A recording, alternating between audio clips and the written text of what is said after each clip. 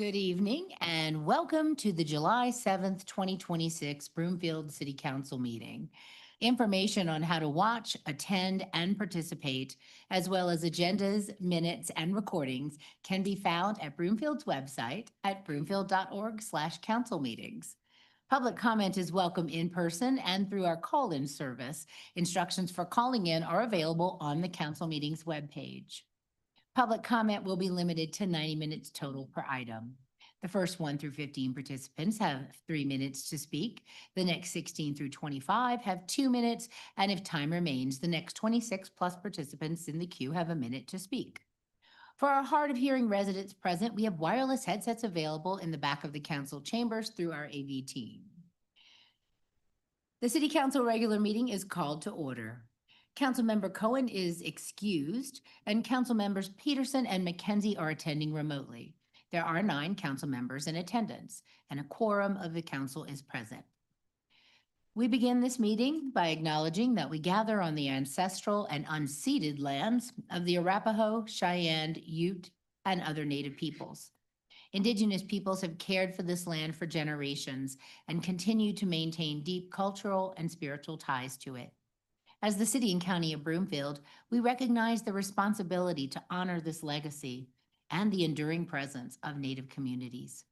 May this acknowledgement inspire action that fosters greater understanding, truth, and respect for Indigenous peoples. Will everyone please rise and join me for the Pledge of Allegiance? I pledge allegiance to the flag of the United States of America and to the republic for which it stands, one nation, under God, indivisible, with liberty and justice for all. Thank you. In an effort to keep order for tonight's meeting, I ask council members to limit their comments to 5 minutes. If council members are given an opportunity to speak for a second time, they should limit their comments to 2 minutes. And we'll plan on a 10-minute break around 8 p.m. We'll begin with council's review and approval of this evening's agenda.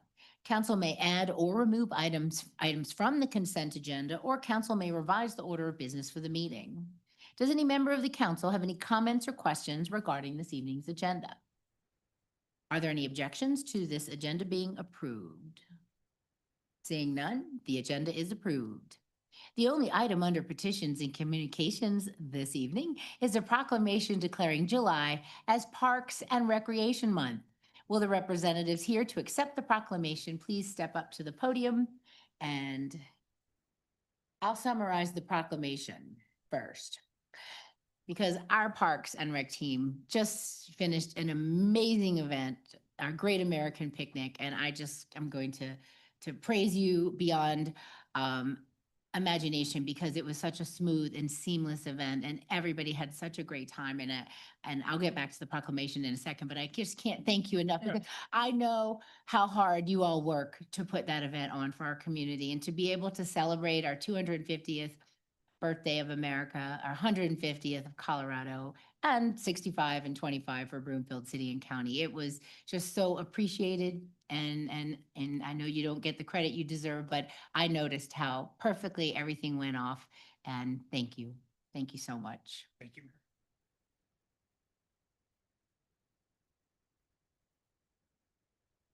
This proclamation recognizes that parks and recreation are an integral part of the city and county of Broomfield, promoting health and wellness by improving the physical and mental health of residents and encouraging time spent in nature.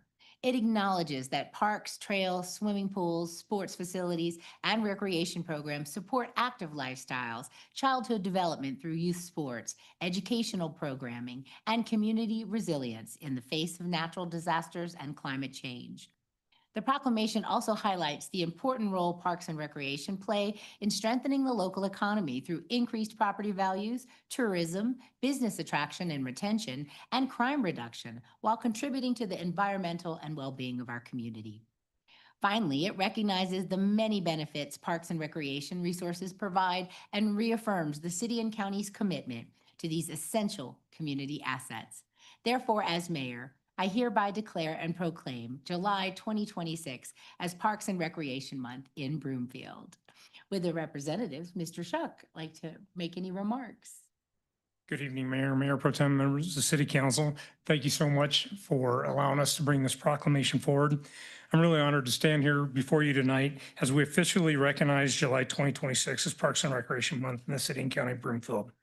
This annual observance, which was established by the National Recreation and Parks Association, allows us to pause and celebrate the vital role that public spaces and recreational programs and services plays in the lives of our community. This year's national theme is the power of. It highlights how Parks and Recreation reveal the power of what connects us, specifically focusing on the power of connection, play, community, nature, belonging, and well-being. Beyond the physical infrastructure, our services support the mental and physical health of the community through diverse programming, senior transportation, and essential services like Meals on Wheels, respite care, and our Easy Ride. These resources ensure that every member of our community, from youth to our seniors, feels valued and welcome. None of this would be possible without the dedicated individuals who work behind the scenes every single day. And I want to extend a profound thank you to our entire Parks and Recreation staff. This includes roughly 115 full-time professionals, as well as our valued part-time staff, seasonal workers, and volunteers. Whether they are maintaining our trail system or parks early in the morning, coordinating senior respite care, or ensuring our recreation facilities are safe and welcoming, their work is the backbone of Broomfield and what we do every single day. They work day in and day out, often in the heat of the summer, to ensure our community remains a vibrant place to live, work, and play. We're fortunate to have such a committed team serving our residents. And Mayor, we appreciate your support in proclaiming July as Parks and Recreation Month. Thank you. Thank you very much. Well, we do allow public comment. If anyone else would like to provide any remarks or comments or feedback. What about council? Any questions or comments from council? Yeah. Would anyone else on the team like to say anything? Sure. Then let's take a photo if you want. Unless y'all want to take a photo on the dais. Okay. Council, would you like to join me in front? We'll take a picture.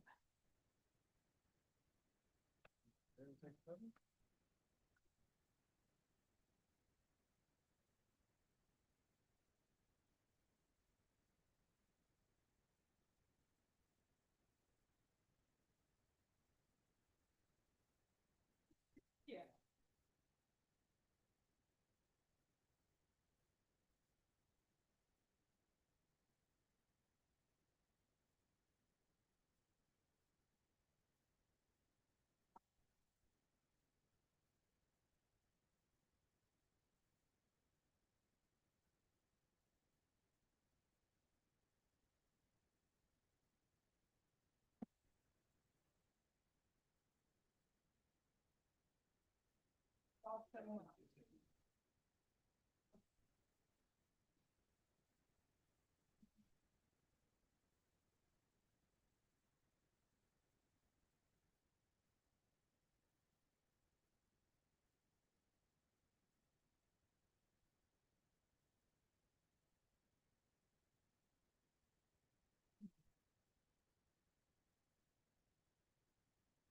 Next is the council member report section of the agenda. Does any member of the council have any reports or updates this evening? Councilmember Twist. Thank you. It's been a busy couple of weeks. Just a couple of things I wanted to mention. June 11th and 12th, I attended the Workforce Colorado Rural Alliance annual board meeting in Steamboat Springs to meet with folks from across the state. Participated in 2 days of board business, site tours, stakeholder engagement with businesses and industry leaders, and future planning for statewide workforce efforts. This trip was entirely paid for by the state of Colorado, so no Broomfield funds were extended, but I did represent Broomfield, and a full report is on our website. On June 17th, I had the honor of attending the Juneteenth celebration, Anthem Community Park, along with the mayor, Mayor Pro Tem, and Council Member Peterson. It was put on as part of the summer concert series by the Arts and History Department. They're hosting free concerts throughout the summer.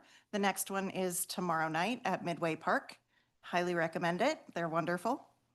June 24th through the 22nd, myself, Mayor Pro Tem Lim, and Councilmember Delgadillo went to the Colorado Municipal League Annual Conference in Westminster. Likewise, a report is online. And I'd like to echo the mayor's sentiments about the Great American Picnic. It was wonderful. So many thanks to our staff who worked really hard to make it such a successful event, and especially for our partners at North Metro Fire for helping to keep it as safe as possible. Just one more, I promise. Oh, no, we have a lot of catching up to do. This coming Saturday, nope, not this coming Saturday, next Saturday, July 18th, Councilmember Peterson and I will be hosting a cleanup event at Country Vista Park and Open Space. We're going to have a service town hall, so come out and discuss Broomfield issues with us while we help keep our green spaces beautiful. So that's next Saturday, the 18th. We're meeting at 8:30 at Country Vista Park on 123rd Place, just east of Sheridan. And I hear it would be a great way to celebrate Parks and Rec Month. Just saying. I heard that too. Yeah, And I love that's the rumor. Yeah. Thank you. Thank you so much, Councilmember Twist. Mayor Pro Tem Lim. Thank you, Councilmember Twist. Took some of my points, so I don't have to talk so long. Thank you. I did attend the CC4CA annual meeting, June 10th to 12th. That report is posted on the website. I wanted to thank all the residents who attended the Broomfield Together open houses in June, and also thank the staff for holding them. If you hopefully haven't filled out the survey yet and are still interested, it's on the Broomfield Voice webpage. The summer concert series tomorrow is in Ward 3. Councilmember Twist didn't say that part. But I would encourage you to attend also. And on Saturday, July 11th, the Broomfield Historical Society series continues. At the Veterans Museum on Saturday from 10 a.m. to 12 p.m., there's a speaker on the Civil War Battle of Glorieta Pass in 1862 in Colorado. And then beginning on Saturday, July 11th at the Broomfield Depot Museum in Ward 3, there is an exhibit beginning called Moments That Made Us, created by History Colorado. And it commemorates the 250th anniversary of the United States, the anniversary of Colorado, and the anniversaries of Broomfield. So that'll be at the Depot Museum. Thank you. Thank you, Mayor Pro Tem. Any other council member reports? Well, I did a lot of those things too. I did attend the Colorado Municipal League conference, and I was awarded this plaque because I graduated for graduate level service at the Colorado Municipal League University. Over the 9 years I've served, I've accumulated over 100 hours. Who knew? And so it was really nice to receive that. And I was chair of the nominating committee for the new board officers. So it was very informative and good to connect with our colleagues at our local governments all around the state, and really enjoyed that opportunity. So I'll just set this over here and moving on. We'll now continue with public comment. This is an opportunity for the public to comment on matters other than the items already listed elsewhere on this evening's agenda. If there's anyone who'd like to be heard, please come on up to the podium. State your name and neighborhood for the record and limit your comments to 3 minutes, please. Thank you. Charles Lobero, Brandywine. I'd like to make some brief comments on the June 6th Colorado Connector that was discussed on the 118th location, the foothills locations and the like. Clearly there was some, for those of us residents that attended, there was concerns relative to the things that we're missing, relative to infrastructure, obviously things like bathrooms, road access, parking, things of that nature. That makes it a real question as to whether those locations would be, even have been viable. Obviously, if RFP had been sent our way for that, it would have been dismissed entirely. Even a location such as the nickel and industrial and repurposing the recycling area would still have failed in the sense of not having both access for transit to the usual areas, things of that nature. The other aspect is I'll go into the next one. The next aspect was, of course, the users. For the large population that is very distant from the proposed location that they had, places like Anthem, places like McKay are far enough away that the Louisville location would have been far preferable for them to use as a transit point. And even we see Westminster having a location that also, especially since they're likely to be a better transit and also not needing to be as difficult. The big question is then, what are we looking for? Or if we're looking for people coming in, now we have people that are entering into effectively an industrial area. Now, recognizing that is not exactly the postcard that we want to have for visitors. And even locations such as Louisville, they're probably not going to be right on Pine. They're probably going to be farther north. But even Boulder may not have it are likely to have it as someplace probably near the diagonal. But even those are not the same level of classification. The other aspect is we have the question of once they get off the train, how are they going to get to locations? There's not good road structure. There's no RTD to even bring them or any other transit method to get them to potentially any new industrial areas. The other effect is obviously we have the effect on existing industrial locations. We also have the existing areas, and we also have the concern about what happens with those structures. The last thing I say is Broomfield has always been very, what we call intentional. The intentionality includes obviously the parks, the use of recycled water for the parks, limb dump, things of that nature. It sounded like we were getting talked by a car salesman relative to, shall we say, now I could use some terms, but it goes back a ways. So But thank you. your So time has expired, but I wanted to tell you that we're having a special meeting about this on July 16th. It's a Thursday. We don't Okay. usually have meetings on Thursdays, but we are having a special meeting. So please come back to that one. okay, you and know, that's going to so be at the rec center or at the Right here. right here. It'll Oh, be here. okay. And is it 6 o'clock? Yeah, 6 Thursday, o'clock. July 16th at 6 o'clock. Okay. Well, like I said, I think, like I Thank said, you for your intentionality is what we need to be thinking of, and that was not what we needed to see. Thank you. Thank you. Anyone else? Please make your way to the podium. Hello, Council. I am in Ward 1 and I'm a resident. I'm Mercy Manresa. I work also with the Broomfield Early Childhood Council. And we're going to talk to you about a couple of things. So I'm going to start and just let you know that in June, we had two very successful camps, one for some children from Broomfield Fish families and another one for a week at the refuge with some of the single moms families. And we were privileged to get to facilitate those camps again. They were very successful. We had fabulous attendance. We had about 12 kids in each camp, and we intentionally set that so we can use FlexRide for field trips and connect families with that service.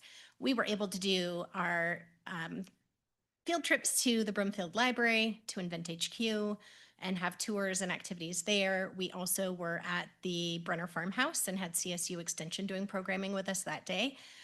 Wednesday, we had Rocky Mountain Martial Arts come in and do some martial arts with us, which was fabulous. We also had Wow Children's Museum. Thursday, we took our field trip to the Depot Museum and had programming with one of our board members all about pollinators. and also with Dave Allison, of course, who always does a fabulous job with us at the Depot Museum. So they learn all the history of Broomfield, lots of history about Broomfield. So we also had on Friday, we were able to do a tour at the water treatment plant, and that was the first time we've done that tour, and it was a lot of fun. I highly recommend it. If nobody has done it, please do it. It's a great way to learn about our amazing water and how well it's treated. So we just wanted to let you know about that. We appreciate all of our partnerships within the city and county of Broomfield and your continued support so that we can continue to have programs like that happen.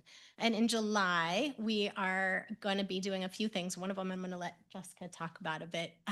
But in addition to what she is going to talk about happening next Saturday, we will also be facilitating play and learn for babies and toddlers at the library on the 10th, the 17th, and the 24th. And our baby toddler playtime that we do the third Saturday of every month there.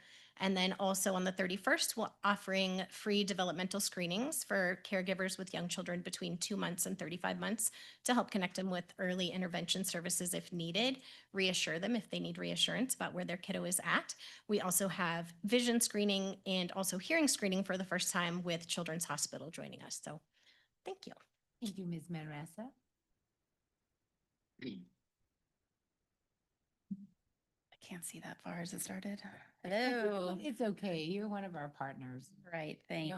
Don't. And you don't know me, fret. I would get so nervous doing this. Don't for be some reason. nervous. Not too crowded today though, so hi, happy summer. I'm Jessica Jones. I am the director of the Broomfield Early Childhood Council. Just to give you a quick recap of what our council does for some that might not be as familiar, we are a Broomfield community-based nonprofit serving children 0 to 8 and their caregivers. Our mission is to create a Broomfield community where all children are valued, healthy, and thriving. We do this by improving the quality, capacity, and equity of early childhood education within all licensed childcare sites. This includes family childcare homes, childcare centers, for example, KinderCare or Primrose, and preschools. We also support parents with skills and understanding of social emotional development, mostly through our parenting classes, but also through some one-on-one support. But we help them to develop those skills and the understanding to raise the children with the foundations to help them thrive into school age, adolescence, and beyond. Those are foundational skills, things like friendship skills, sharing, controlling big feelings, and helping parents understand what those feelings are so that there's less stress in the family, which is pretty important. So we're here today outside of what Mercy has talked about too with our different events. We've been a little bit busy, especially this summer, but we would like to invite our council members and our city leadership to our third annual Big Broomfield Playdate. So it is this Saturday from 10 a.m. to 1 p.m. at the Zang Spur Park next to the Depot Museum. So coordinates well with the new exhibit that's going on at the Depot Museum. We'll butt up against the veterans, but pop over there for a little bit if you can. Earlier this year, the city you all did elect to sponsor this event, and we would really love it if you could come see firsthand what your sponsorship does in supporting family connections to our community, to different resources, resource sharing, and the absolute joy that these kiddos have during this event. It is a great place to shake hands and kiss babies. And so we would love you to come out, say hello, and see us at our booth. So hope to see you there. Thank you. Thank you both so much. And I have attended it for the last 2 years. My favorite thing is that there is one setup where kids can make their own snow cones, but they have to pedal a bike to do it. I think it's the guy from Broomfield Bikes that does it. It's the big wheel, Yeah. big wheel beverage. And so they get in a hamster wheel and they have to walk Yeah. on that. And so they crush their ice. They crush their own ice. It's great. And there's a Jeff and Paige concert too. So it's a big, huge, they're actually featured on PBS. Is it Rocky Mountain PBS? Their show Rainbow Sox Rangers is premiering in October on Rocky Mountain PBS. And so they come out and do this concert for free as well. Awesome. Oh, no, it's a great time and there is really so much joy going on there. And thank you so much for doing this for our families. Thank All you. right. All right, we'll now continue with the report section of the agenda. City Manager Hoffman, do you have a report? I do not, thank you. All right, thank you. Attorney Rogers. No, thank you, Mayor. All right, thank you. Moving on to the consent agenda, council's consideration of the consent item is next. The clerk will read the consent item by title, and there'll be one opportunity for public comments and council questions and comments. Will the clerk please read agenda item 6A by title? 6A Louisville Turkey Trot 5K 2026 event sponsorship to benefit Community Food Share. Thank you. That was fast. We'll now proceed with public comments. If anyone would like to be heard on this item, please make your way to the podium. Seeing none, any questions from council on this item? All right, seeing none, is there a motion by council that the consent item 6A be approved? Councilmember Ward. So moved. Thank you. Is there a second? Councilmember Delgadillo. Second. Thank you. Is there any discussion? Council, please cast your vote electronically. Councilmember Peterson, please state your vote verbally. Approve. Thank you. Councilmember McKenzie, please state your vote verbally. Approved. Thank you. All council members have entered their vote. The results will now be displayed on the screen. And that passes unanimously 9-0. Thank you all very much. The first item under actions items is the public hearing and council's consideration on second reading of an ordinance related to the Xcel Energy franchise agreement. I'll now declare the public hearing open. Council has a copy of the agenda memorandum, which I'll ask our staff to summarize. Katie Allen is already at the podium. No need to walk down. She is our Director of Community Development. Miss Allen. Good evening. Thank you, Manager Hoffman, Katie Allen, Director of Community Development. We were here June 2nd. We did a presentation on first reading. I will do a quick synopsis of that. So next slide, please. So the City and County of Broomfield is considering ordinance number 2307, which would approve the terms of a new 20-year gas and electric franchise agreement with Xcel Energy and place it on the ballot for final voter approval this November 2026. Our current franchise agreement, which was approved in 2007, expires December 31st, 2027. So we're a year ahead of the game. And because Broomfield's charter requires voter approval for all franchise agreements, residents will be asked to vote on this this November. If it's approved, a new agreement would start January 1, 2028, and run until December 31st, 2048. Next slide. So quickly, the franchise agreement offers some benefits to Broomfield, both operationally and financially.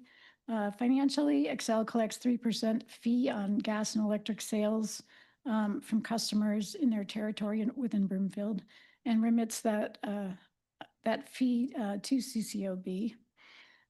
That's compensation for using our public right-of-way. It generates about 3.25 to 3.5 million per year for our general fund. Xcel also manages what's called the 1% undergrounding fund. They set aside on their side of the books 1% of electric gross revenues, and we can use those funds or use that credit to pay for undergrounding, which we often do with our capital projects, particularly roadway widening projects.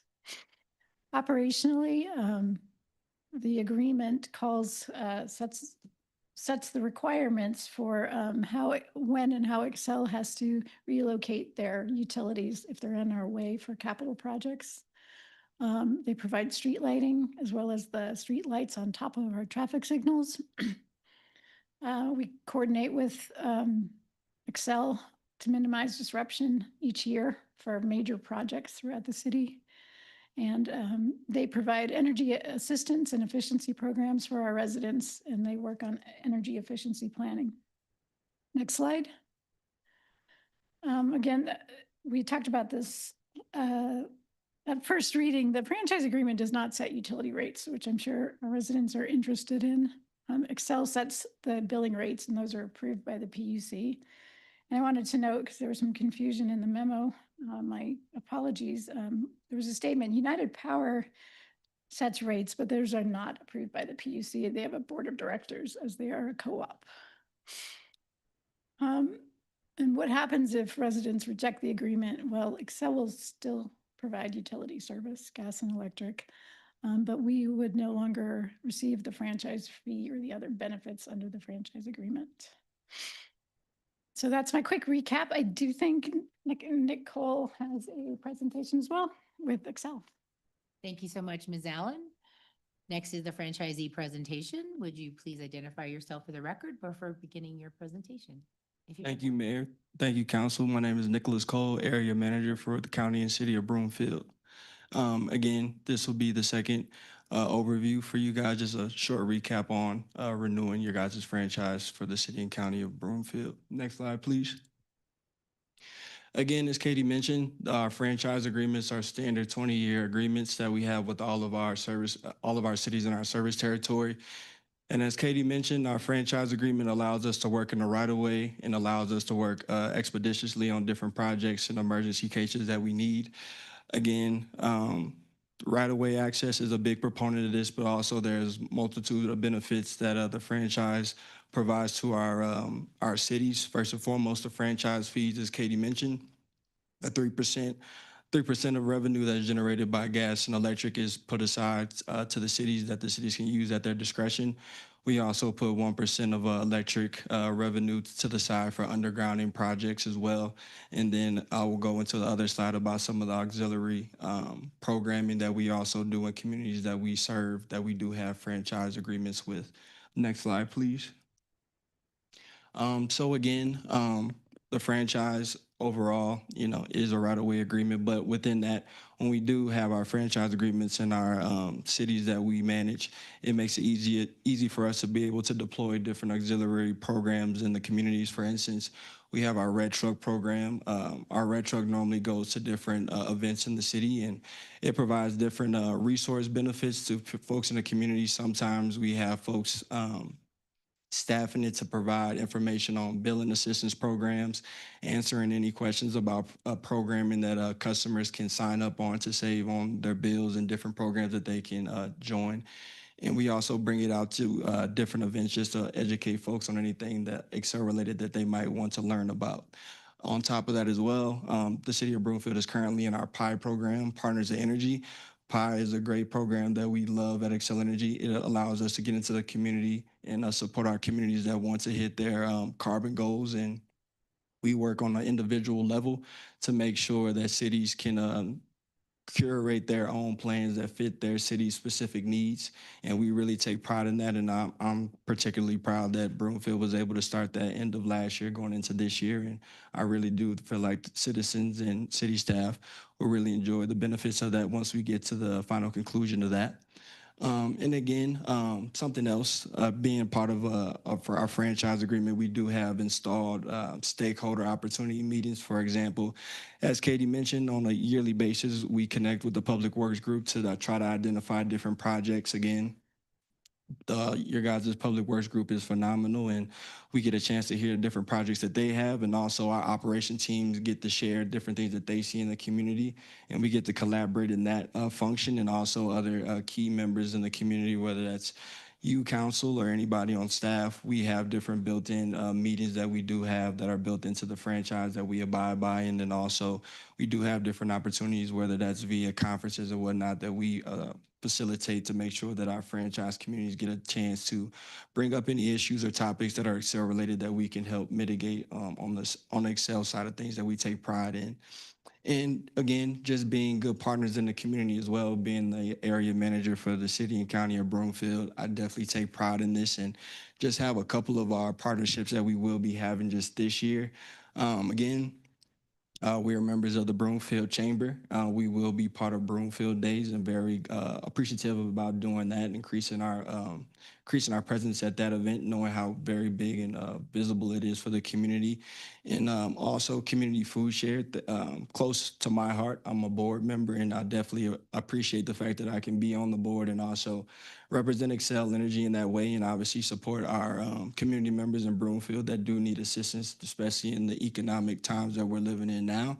And again, having a strong relationship with city staff, and with that, the Economic Vitality Group as everybody in this room and council probably knows, again, cities are trying to grow. So having a close relationship with these groups and being able to identify projects when they are in the pipeline helps the cities get these projects in, and it helps us from an Excel standpoint, making sure that we're giving you guys all the information that you need to be able to bring in these big customers that that want to call Broomfield their home. So again, these are just some of the examples of some of the sponsorships and different things we get to do when we don't have to worry about right-of-way agreements and whatnot. And again, on my level as area manager, definitely looking at different opportunities to expand upon that. Obviously, there are constraints with that, what we can do, but since I've been in this role the last 2 years, have definitely been looking at different ways to support Broomfield in different manners. And again, having that franchise allows myself and our operations team more of that time to be able to focus on more of those things to be able to give back to the community.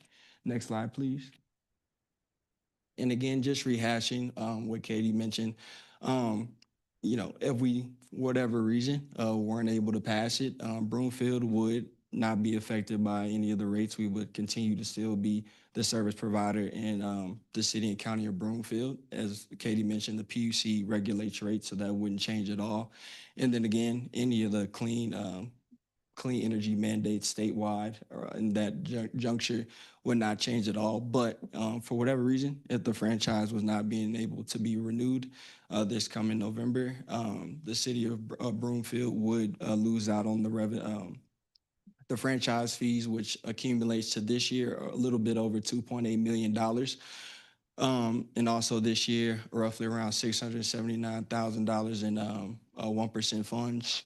$5 million is currently in the 1% underground fund. That would not be accessible anymore. And again, as I mentioned, some of the auxiliary programming, whether that be the Pride program, Red Truck, and then again, some of those more specialized meeting opportunities, again, we'll try our best. But as I mentioned before, when we do have to, get on the smaller levels of right-of-way issues, it kind of takes away from our bandwidth to be able to provide some of those. And again, the biggest thing from a reliability standpoint, not having a franchise agreement definitely puts our operations team in a more tougher position to be able to start different projects and being able to mitigate different issues in a timely fashion.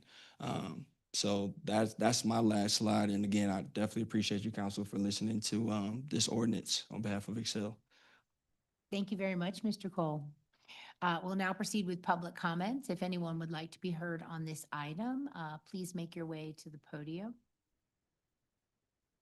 Please come on up.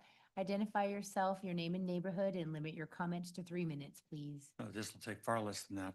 Charles Global, Brandywine. One of the considerations I was wondering is currently, for example, the Route 7, or Highway 7 and Huron area. Right now, I believe that's serviced by the 160th Street junction. Is there any consideration for Excel to expand their footprint into a location there that would better provide services to those new high-use locations? Would you like to address that, Mr. Cole?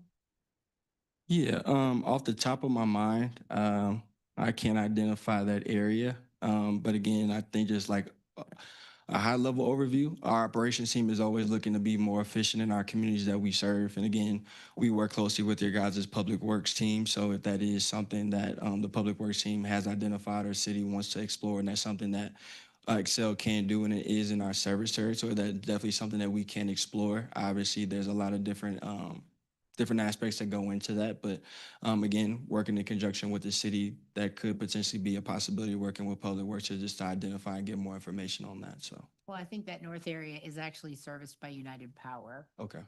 That's the difference. Okay. We do have two different providers. That's okay. But thank you.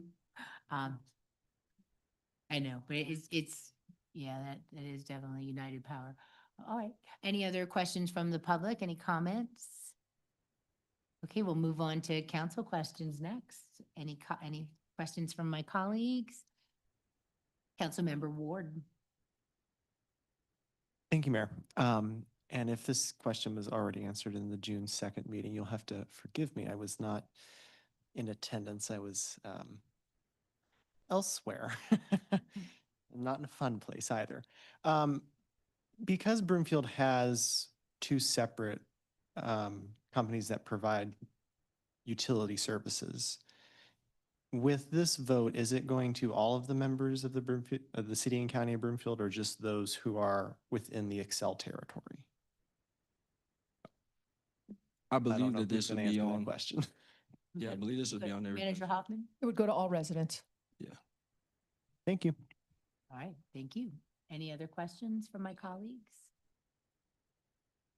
All right, seeing none, there being no further questions, the public hearing is closed. Next is council's consideration of proposed ordinance number 2307. Will the clerk please read the proposed ordinance by title? Ordinance number 2307, submitting to the vote of the registered electors of the city and county of Broomfield at a general election held on November 3rd, 2026, the question of granting a franchise to Public Service Company of Colorado and approving a franchise agreement. Thank you. Is there a motion to approve the ordinance on second and final reading and order published by title? Councilmember Delgadillo. So moved. Thank you. Is there a second? Councilmember Brown, sorry. I had to look over. Second. Thank you. Is there any discussion?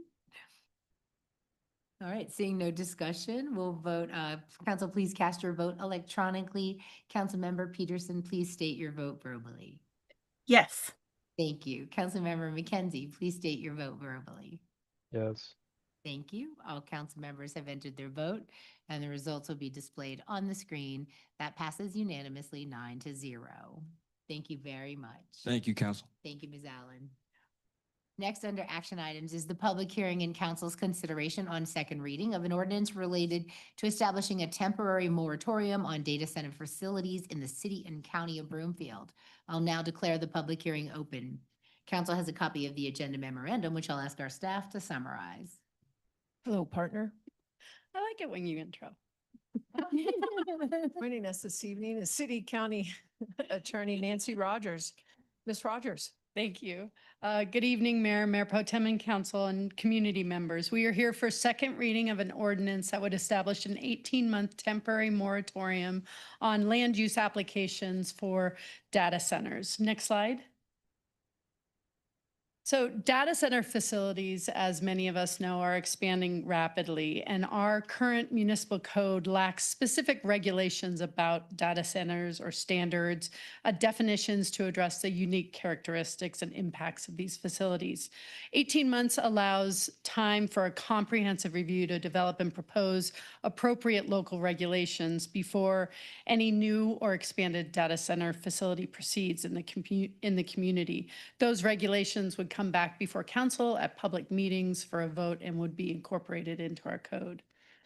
This length of time of 18 months also accounts for potential state data center regulations in 2027. As council knows, we saw 2 bills in 2026. Neither of them made it, but we expect to have legislation in this space next year. Next slide. In the proposed moratorium, a data center facility is defined as one that has a certain projected load requirements of at least 10 megawatts, 1 or more buildings, and corresponding electrical infrastructure. We're looking at facilities that house information technology equipment, data processing. They're used for data processing, data storage, telecommunications, and the primary function is delivering IT services. This definition is very similar to actually both bills that were presented at the state. Those were House Bill 261030 and Senate Bill 26102. Next slide. The 10 megawatt threshold is being proposed by staff after considering the situation involving anything from small facilities to what's called hyper facilities, hyper centers, which are 100 megawatt centers. Staff rejected the idea of going just at a 100 megawatt threshold because we believe that smaller facilities could have an impact in the community. Most existing Broomfield enterprise data centers are under 5 megawatts, with the largest that we know of designed for 20 megawatts with a current capacity of between 5 to 6, or maybe just over 6. So the 10 megawatt threshold was chosen and is recommended by staff because it's half the size of that facility. And it would exclude existing facility operations, but it would also allow CCOB to have this pause so that we can effectively address those new or expanded 10 megawatt or more centers that could have a potential impact on the surrounding community. Next slide. So during the moratorium, no land use applications would be accepted or processed. Currently, data centers are permitted in MU2, Employment Mixed Use District, the I1 Industrial 1, Limited Industrial, General Industrial, and the I3 Industrial District. This would be a pause on any new or expanded data center facilities. It's looking for major changes, expanded footprints, not minor changes or operational changes for some of our existing facilities. Next slide.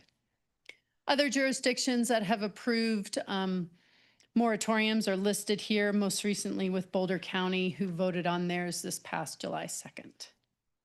And with that, Mayor, I am here for questions. Thank you. Thank you very much, Ms. Rogers. We'll start with public comments. If anyone would like to speak on this item, please make your way to the podium. State your name and neighborhood for the record and limit your comments to 3 minutes, please.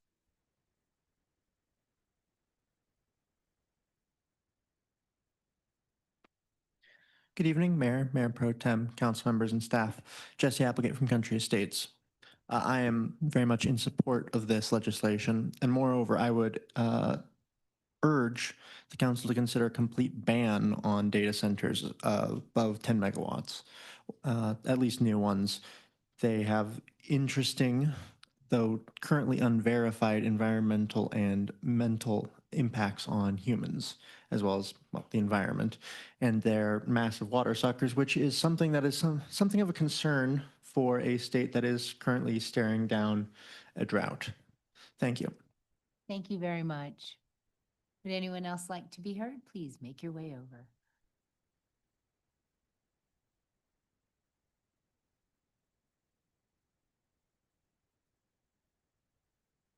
Good evening. Thank you for your time this evening. My name is Laura. I'm in the Westlake Village neighborhood. I also agree with the moratorium. 10 megawatts can power close to 7,000 homes. That's a lot of power. And that's good that we're looking at having Xcel infrastructure added onto that. But it's highly concerning, and we do have the environmental impacts as well as what could be impacts to additional light pollution that hasn't been addressed. We used to have a nice Bortle rating out here. We do not so much anymore. But I do agree with a moratorium. I would like to see it expanded over 18 months, but I think that's a good starting point. Thank you for your time. Thank you very much. Anyone else? All right, we'll go to council questions next. Do my colleagues have any questions? Councilmember Warden. Thank you, Mayor. Thank you, Ms. Rogers, for bringing this forward in the presentation. My first question is just a general question about what land use application means, because there are instances where we are the water service provider for areas that are outside of the city and county of Broomfield's land use authority, such as Jefferson County. It was reassuring to see that they have a moratorium, but I'm not sure how long their moratorium is. Would this moratorium that we are proposing also prohibit someone in Jefferson County or some other jurisdiction where we are the water service provider from receiving water for a data center of 10 megawatts or higher? I'm going to do a quick look over to my right, but I think the answer is no. This is specific to engineering permits, building applications, planning applications, pre-submittal. It's about the land use within our jurisdictional limits, not the water use by outside jurisdictional parties. And I saw Jennifer leaning in. Yes, and we have had several conversations about the potential data center interest. The area that Councilmember Ward is referring to is by the airport. And when Broomfield became a city and county, We de-annexed and then we annexed. And then in order to de-annex again in Jefferson County, the trade-off was if you allow us without a fight to create the county in that area, we would continue to supply water, even though it was no longer in the city and county of Broomfield boundaries. So as Councilmember Ward indicated, they also have a moratorium right now, and it was one of our very initial questions when we were starting to do the moratorium that prompt, in addition to a host of other things, was that pending data center interest. There wasn't an application, there wasn't additional information regarding that project other than a leveled interest, which also prompted Jefferson County to say, wait a minute. Okay, thank you for that.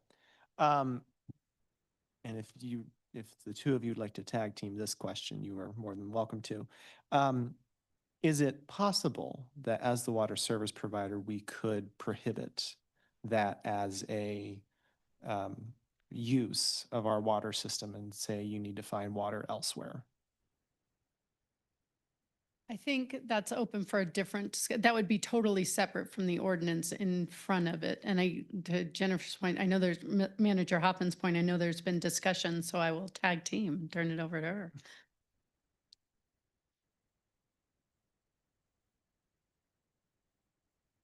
Yes, and. So land use is much clearer. As city county attorney indicated from an ordinance perspective, but there are other mechanisms that could be deployed regarding access to water. Okay. I won't get into that right now since it's not pertinent to this current ordinance and it's on second reading. My next question is, and again, I do apologize if this was addressed in the first reading, was not here for it. As part of the the drafting of future legislation for us to consider as it relates to standards and codes and et cetera, are some of those going to be setbacks and potentially reverse setbacks? Yes, I could definitely envision that type of concept being in proposed regulations. Okay, wonderful. I think those are all my questions for right now. Thank you. And Councilmember Ward, I just want to add, and Manager Hoffman mentioned it, Jefferson County did impose a 10-month moratorium in May 2026 on data center facilities that'll go until May 20, or let's see, that would be March of 2027 if they don't extend it. Okay, thank you. All right, thank you. Councilmember Henkel. Thank you, Mayor. And thank you, Attorney Rogers. I am just curious, how many data centers do we have in Broomfield currently?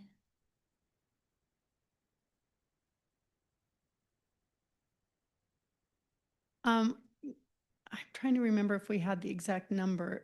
There's a challenge because there are places that do this type of service, but maybe they're under that 10 megawatt. They're doing data center services that we don't have a number.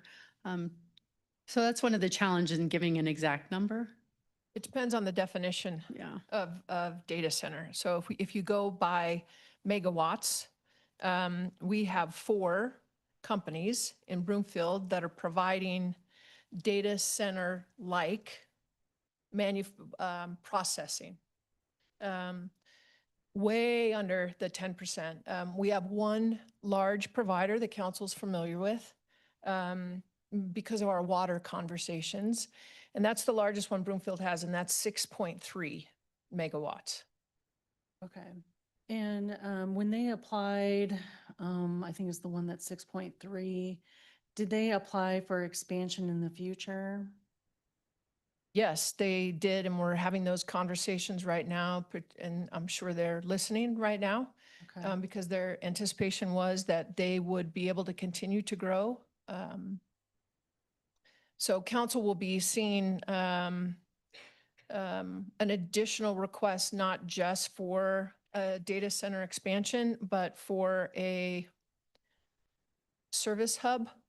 They would like to transfer their existing 6.3 megawatts from Excel to United, thus freeing up that power back to the grid for Excel.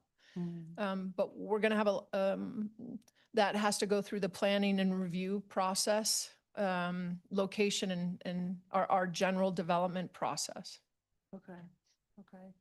And so, okay. I just kind of want to keep them in mind when we are passing this and understanding the differences too of air cooled. So I know Google, for instance, is probably our most climate friendly corporation that uses data centers, and they don't mind doing a lot of climate action in that regard. So I would like to understand if that particular area is air cooled or water cooled, and it obviously probably already has a closed loop system. So I would like to keep them in mind. So I have some opinions about that in a little bit. What do we anticipate? We said 18 months moratorium period is the maximum. Correct. Is there any talks as to, like, let's say this particular data center isn't able to expand? Data centers are known as infrastructure nationally. It's part of our banking systems. We use the internet. The internet uses data centers.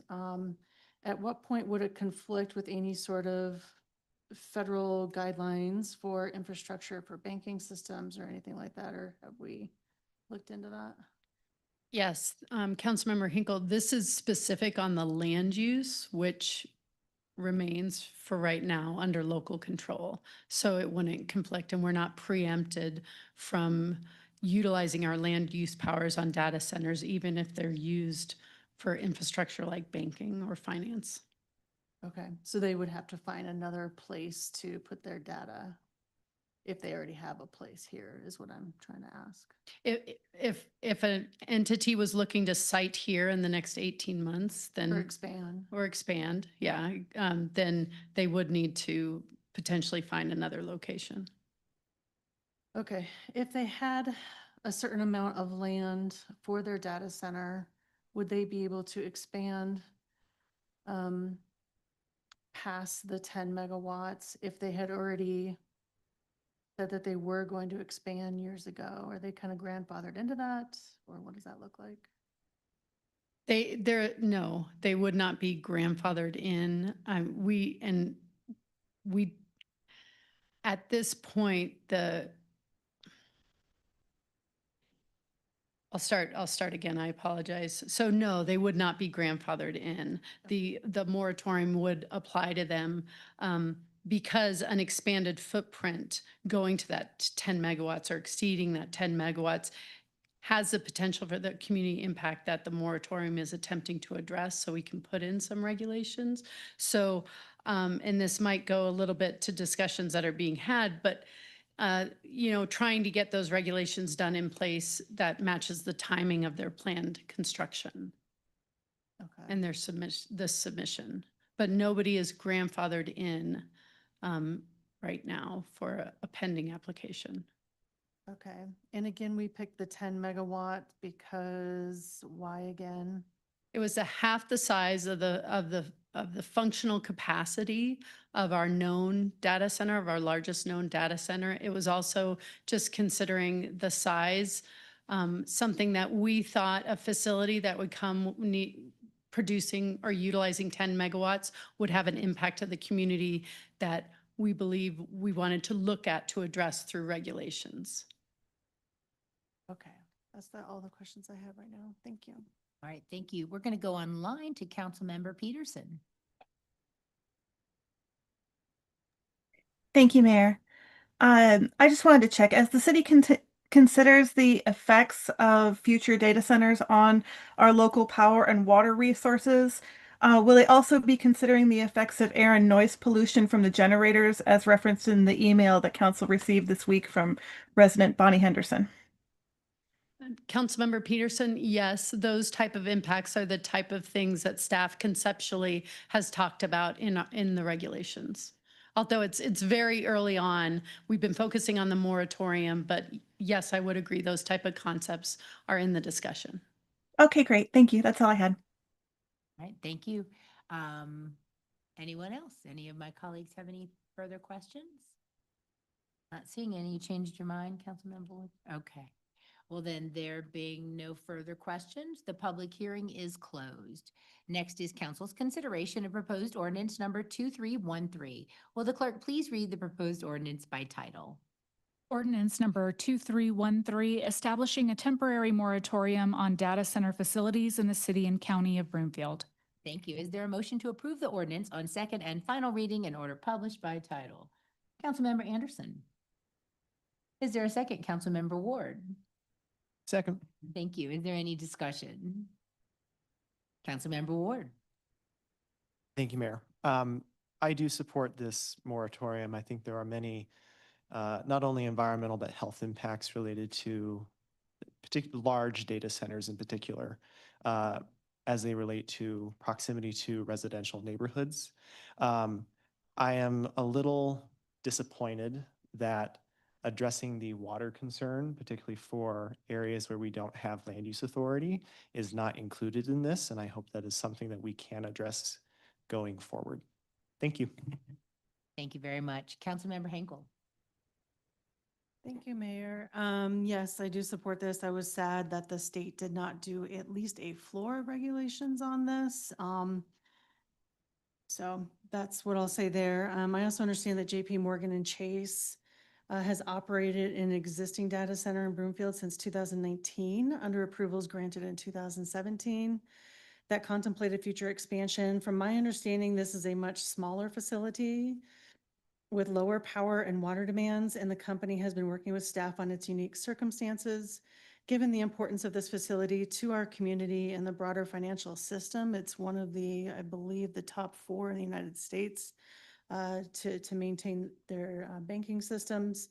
I would encourage staff to continue working with JP Morgan and Chase to identify solutions moving forward to help address their unique circumstances with the land that we have already provided for them.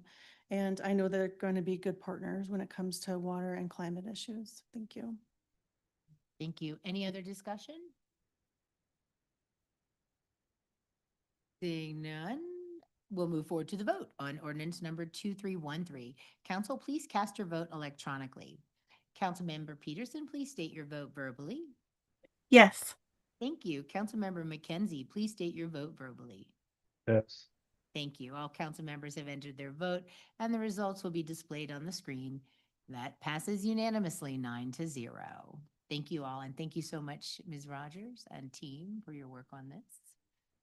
Next, under action items, is council's consideration on first reading of a proposed ordinance related to regulations for electric vehicle charging systems and allowing EV charging stations in various Broomfield zone districts. Council has a copy of the agenda memorandum, which I'll ask our staff to summarize. Thank you, Mayor. And joining us is Alex Bradshaw. He is our senior planner. Thank you. Good evening. Alex Bradshaw, Senior Planner. We were before you a few months ago for a study session for the electronic vehicle charging station update, so this will be the first reading. The proposed ordinance updates the Broomfield Municipal Code regarding electronic vehicle charging stations and adds new definitions. It addresses where they are permitted as primary and accessory uses and regulate their placement within a development site. Next slide, please. The proposed update would also substantially align Broomfield's code with the major provisions in House Bill 24-1173, passed by Colorado legislature in 2024, to streamline the review process and encourage EV charging infrastructure. At the study session in March of 2026, Broomfield Council directed staff to proceed with an update to the municipal code regarding EV charging stations and to clarify and streamline the development review process for those EV charging stations. Next slide. Colorado State Legislature adopted House Bill 24-1173, declaring that promoting electronic vehicles and developing charging infrastructure are matters of mixed state and local concern. To support the rapid adoption of EVs, the state mandates that local governments streamline the permitting process for EV charging systems. Next slide, please. As a quick refresher, I know we all are vaguely familiar or very familiar with EV charging. There are 3 levels. The first level is typically found in residential garages. It's a lower 120 volt outlet. Level 2 charging would be what we see in some of the Broomfield facilities. Those are 240 volt outlets. And then the last charging level would be the direct current fast charging. And those are the high speed fast chargers. And those are common as public chargers along highway corridors and commercial properties. Next slide, please. The proposed ordinance amends certain sections of Title 17 within the Broomfield Municipal Code to streamline the review process.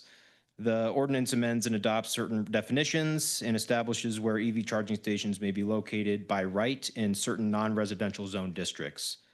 The overarching intent is to promote the installation of new EV charging facilities and infrastructure. Broomfield Municipal Code does not currently provide standalone definitions for EV charging stations and EV charging supply equipment. So those will be added as part of this ordinance to better align with the definitions provided by the state and industry definitions. Next slide, please. So actually, can we go back one slide? I have a couple more comments on that one.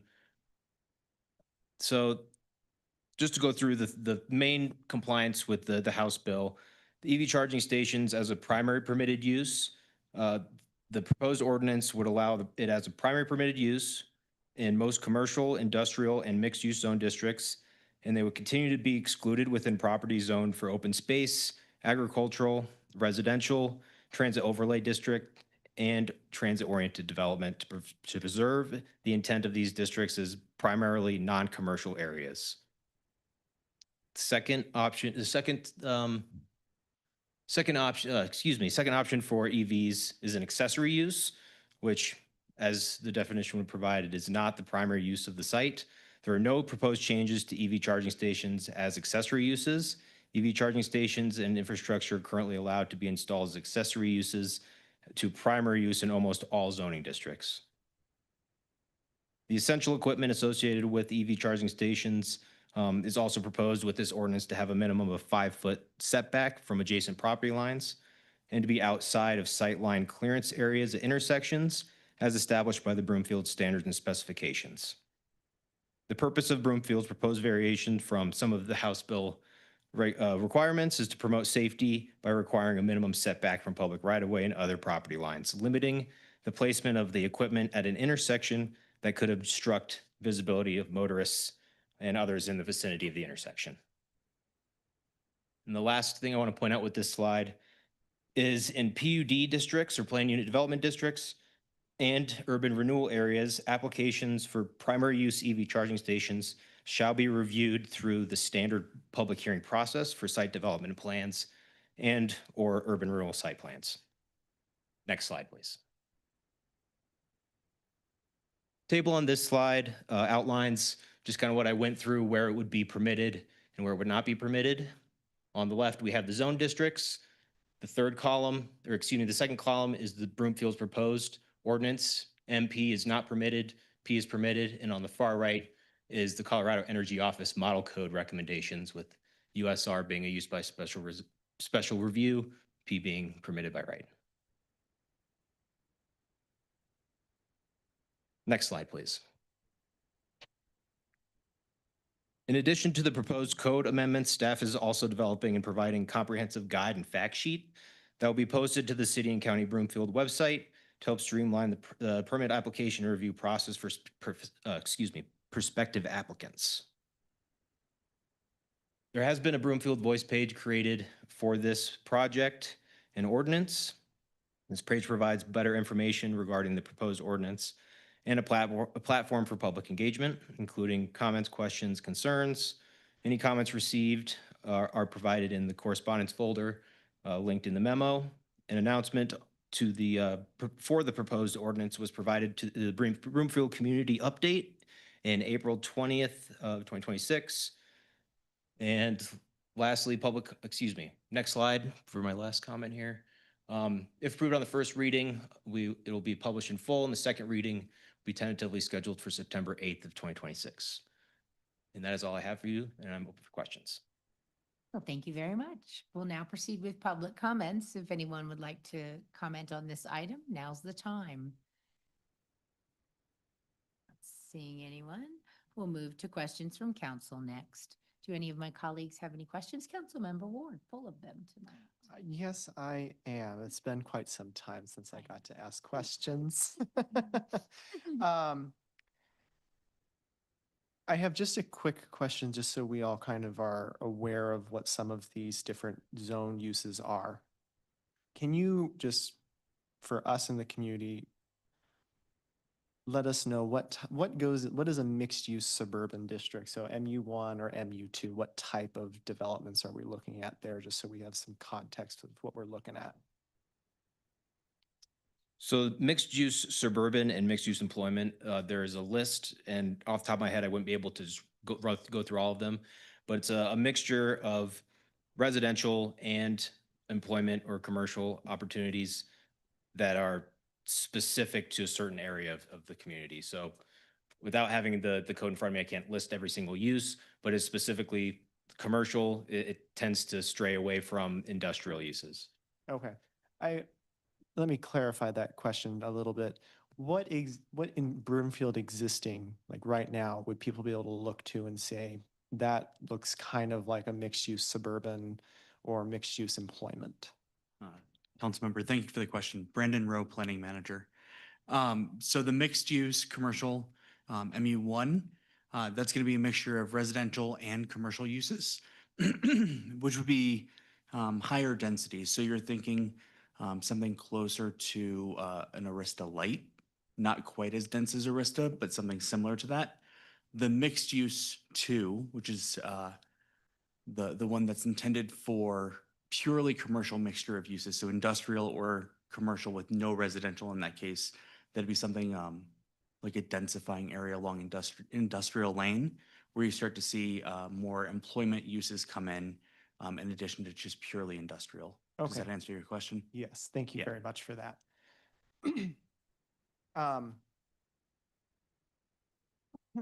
Excuse me, sorry.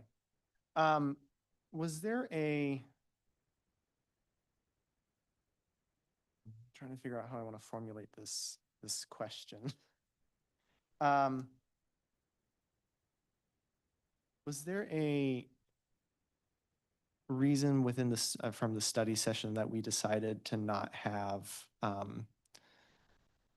in the mixed use suburban context with the mixture of housing and employment, not have that be a use by special review, considering for all of the other residential uses, we're not permitting this type of development while it's a use by right in this particular development?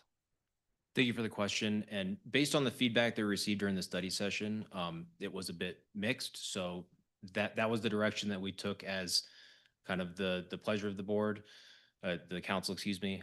So specifically why it was not included as a use by special review was trying to be more in line with the state recommendation for having everything. That's kind of where we started, having everything as a use permitted by right.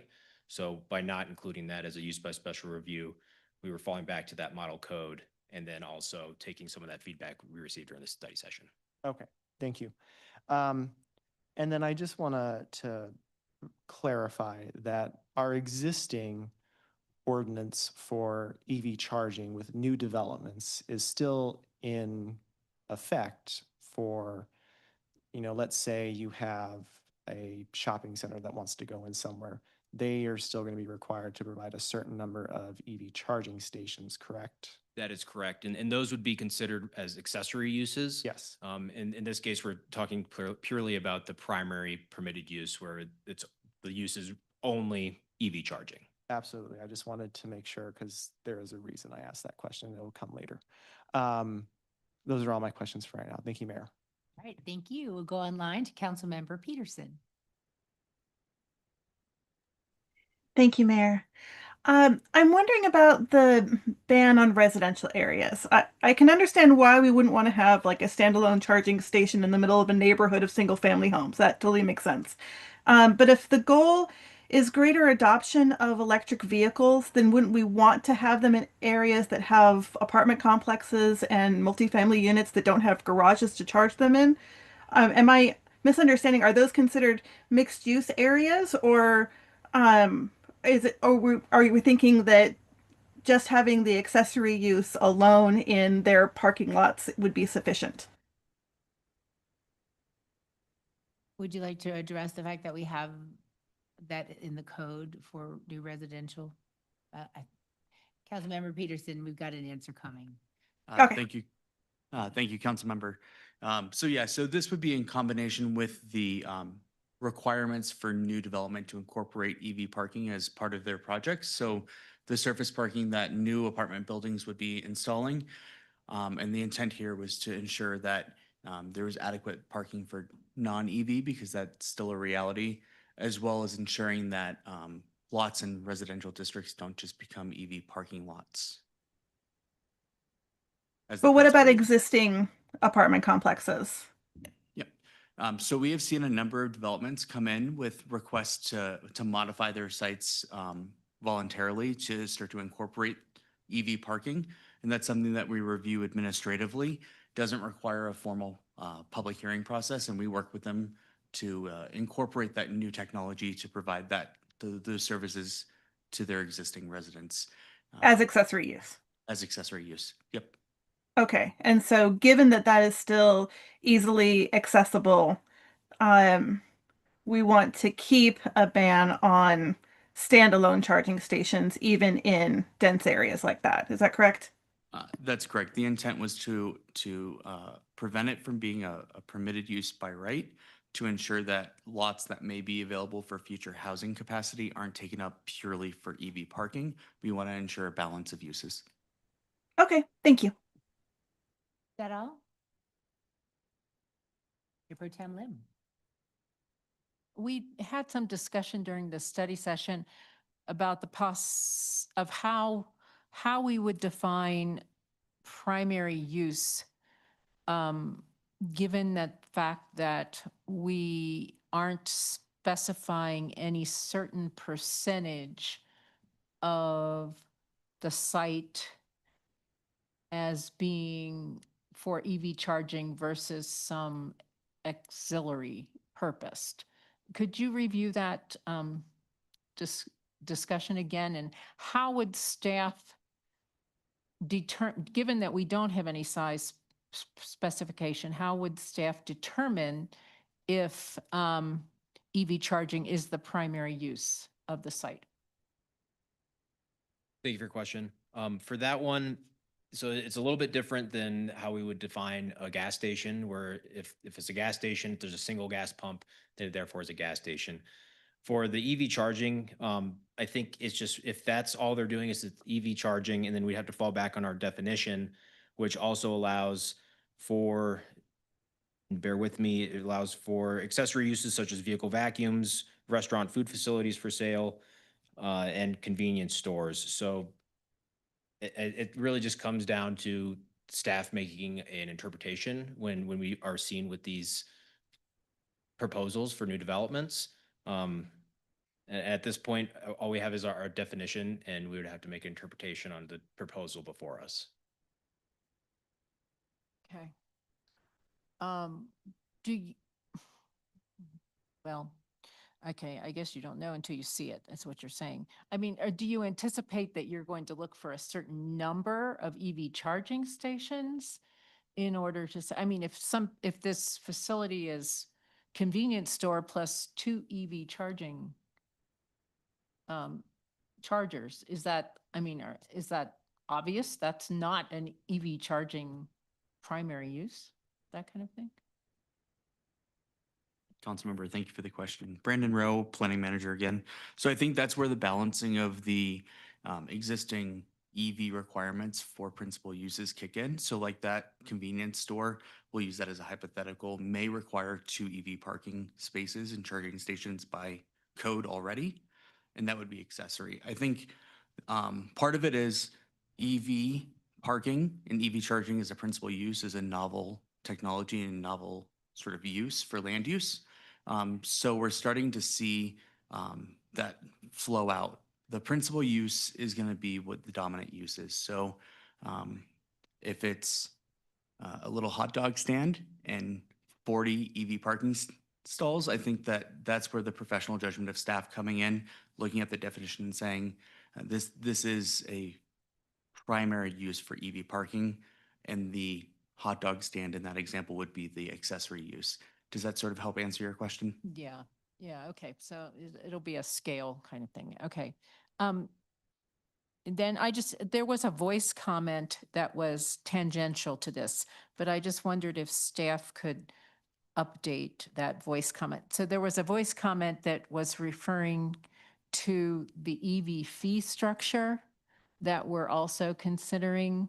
And that was, there was a comment on that was from a staff member that was going to occur for review before council at the end of May, and that obviously has not happened yet, and that's getting pushed out a little bit. So does staff have an update on when that's happening?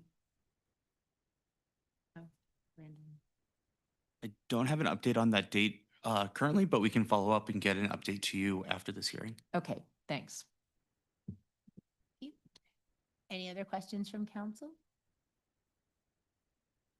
All right, then. Seeing no questions.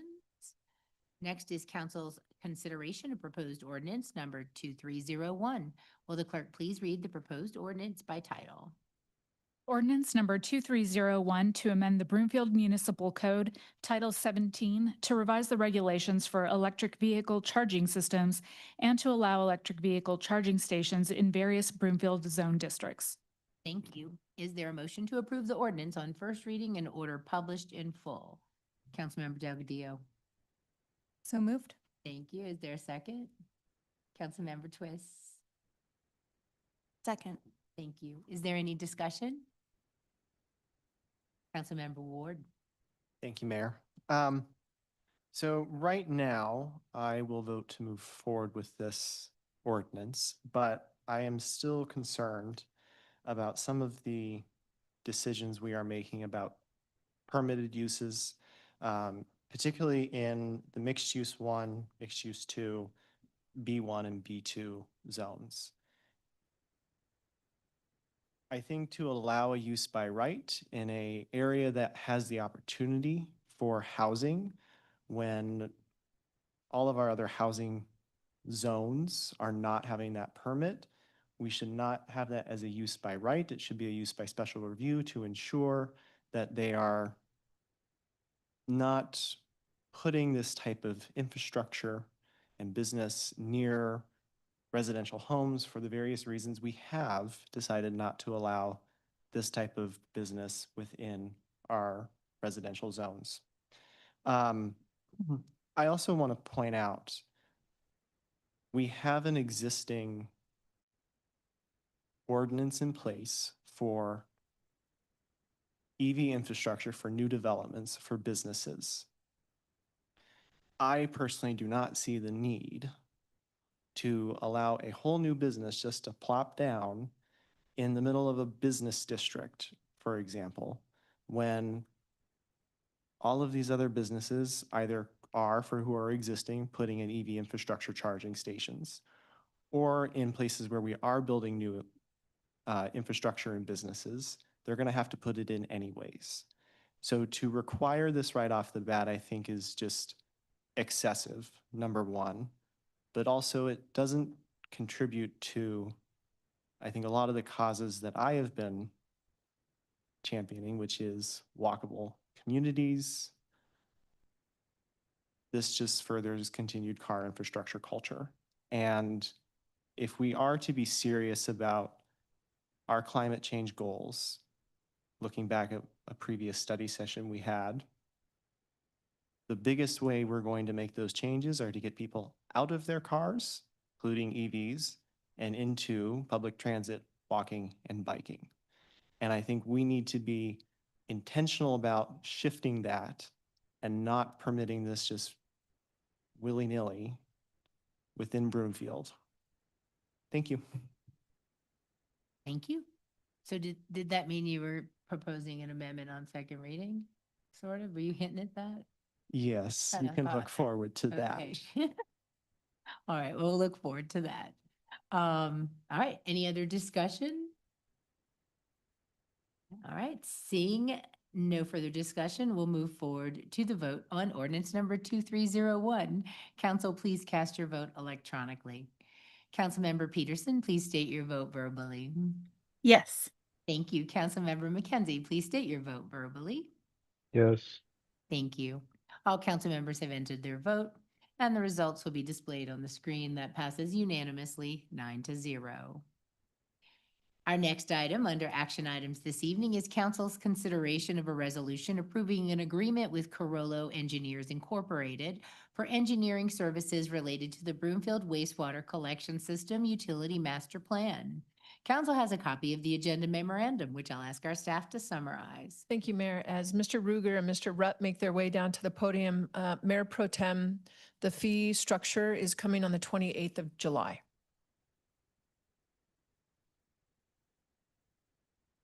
Here's Mr. Rutt. Hello, Mr. Rutt. Mr. Ruger. Good evening, Mayor, Mayor Pro Tem, Council, Manager Hoffman. We appreciate the opportunity to be before you today. I'm Ken Rutt, Director of Water Utilities. Today, we're going to try to wrap you up by 10:30. But I'm just kidding. Well, what can I How say? many slides? Wait, how many slides do you have? Today, we're here to talk about the Water Utility Sewer Collection Master Plan. Staff is seeking approval for a consulting agreement with Carollo Engineers for a Water Utility Sewer Master Plan. Currently, Broomfield does not have a updated and completed sewer master plan. The last one was in 1997. So we are proposing this tonight. Next slide. So when we talk about infrastructure, we also often talk about what's the visible, right? The streets, the parks, our buildings. And today we really want to talk about what's beneath our city. We have over 59,926 components that we maintain in our underneath the city. We have over 1,060 miles of pipeline. And if you think about that, that's enough pipeline if you laid it end to end from Denver to Chicago. That's how much we are maintaining in our collection system master plans and water master plans. So we broke it out. How much is each one? Water, sewer, storm, and reuse. So tonight we're really focusing on the 335 miles of the sewer because we already have a water master plan and water modeling. So if you can imagine, what happens to our sewer system when it's overloaded or stops working, backs up? Just as we rely on other infrastructures to get us to point A to point B, we also rely on our collection system to move our wastes from our homes, our businesses, and our community over to our wastewater treatment facility. Next slide. So every home, business, and public facility is connected to our massive collection system pipelines. And when we talked a little bit tonight about different things about development, redevelopment, infill, and those pieces, and how does the wastewater collection system enhance our ability to evaluate and provide you with feedback into what are the true costs for this development as it relates to sewer. Next slide. So the sewer master plan is our blueprint. As mentioned, we're looking at mostly as new development comes in, developers always do the modeling of what their development is going to cost. But what we're really looking at is redevelopment. For example, mid-cities. when we redeveloped that in the 2021, 22, 23 area, and how we had to upsize those sewer collection lines because it was a different change of use, and the original sewer lines were under capacity. And so what this modeling will help us do is prepare and understand the true costs of what these redevelopment and infill projects cost as far as infrastructure. And that's what this modeling will help us create. So we'll take what we have done already. As council's aware, we've worked several years with AECom to develop our asset infrastructure management. And so we have all that information, and then we've moved on from a reactive emergency repair to a asset management program. And so now we're taking those assets and we're putting them into this model, and we're looking at what are some of the increased regulatory requirements as they enhance, for example, lift station, emergency storage. That was one of the major improvements we made to the 4 lift stations we built because it didn't have emergency backup storage before. And so all of those pieces combined into what this master plan starts developing and ensuring that we meet the regulatory requirements. It helps us identify the fiscal responsibilities as we look at redevelopment plans, and it provides us resilience and emergency readiness. So next slide. So as I mentioned earlier, we have a water master plan that models. And so a lot, on the water side of things, we take and we say, okay, we're adding this development or we're redeveloping, and we can put in there, and it gives us how much water pressure could be affected, what's the flow rates, are the pipe sizes big enough, and those fine. It does the same thing for the sewer system. That's what we're asking to do with the sewer system, is to provide us what we're calling a dynamic twin, digital twin for both what goes into the homes and businesses and what comes out of the homes and businesses. And so we can model both, what's the water supply coming in and the sewer system coming out. And so that will provide us a repeatable, data-driven evaluation. And that is critical for us as the community continues to mature and we do more and more redevelopment. Next slide. So it's broken into 3 phases. The first phase is taking the current asset inventory that we've developed within the assistance of AECom, and we gather that, and then the consultant goes out and also conducts, going to do 271 different manholes and evaluate their condition a little bit, and as far as are they at rim, the rim heights, are they at the proper value, evaluation, elevation, and how's everything in our city GIS? Is everything current? Is it located correctly? All of those type of things as we get ready to enter into our asset management project. So all of these pieces fit together as we move through as part of our strategic planning. It also does some performance monitoring. We're going to do 20 flow monitoring sites. We have to do that for 2 months. We have to do that both in wet weather, if that ever comes, and dry weather conditions. So we have 2 months of each of wet weather monitoring and 2 months of dry weather monitoring to help calibrate the model to show what happens in the sewer system during both of those different stages. It also helps identify with our preventative maintenance program where we TV and clean the lines. Bless you, whoever that is.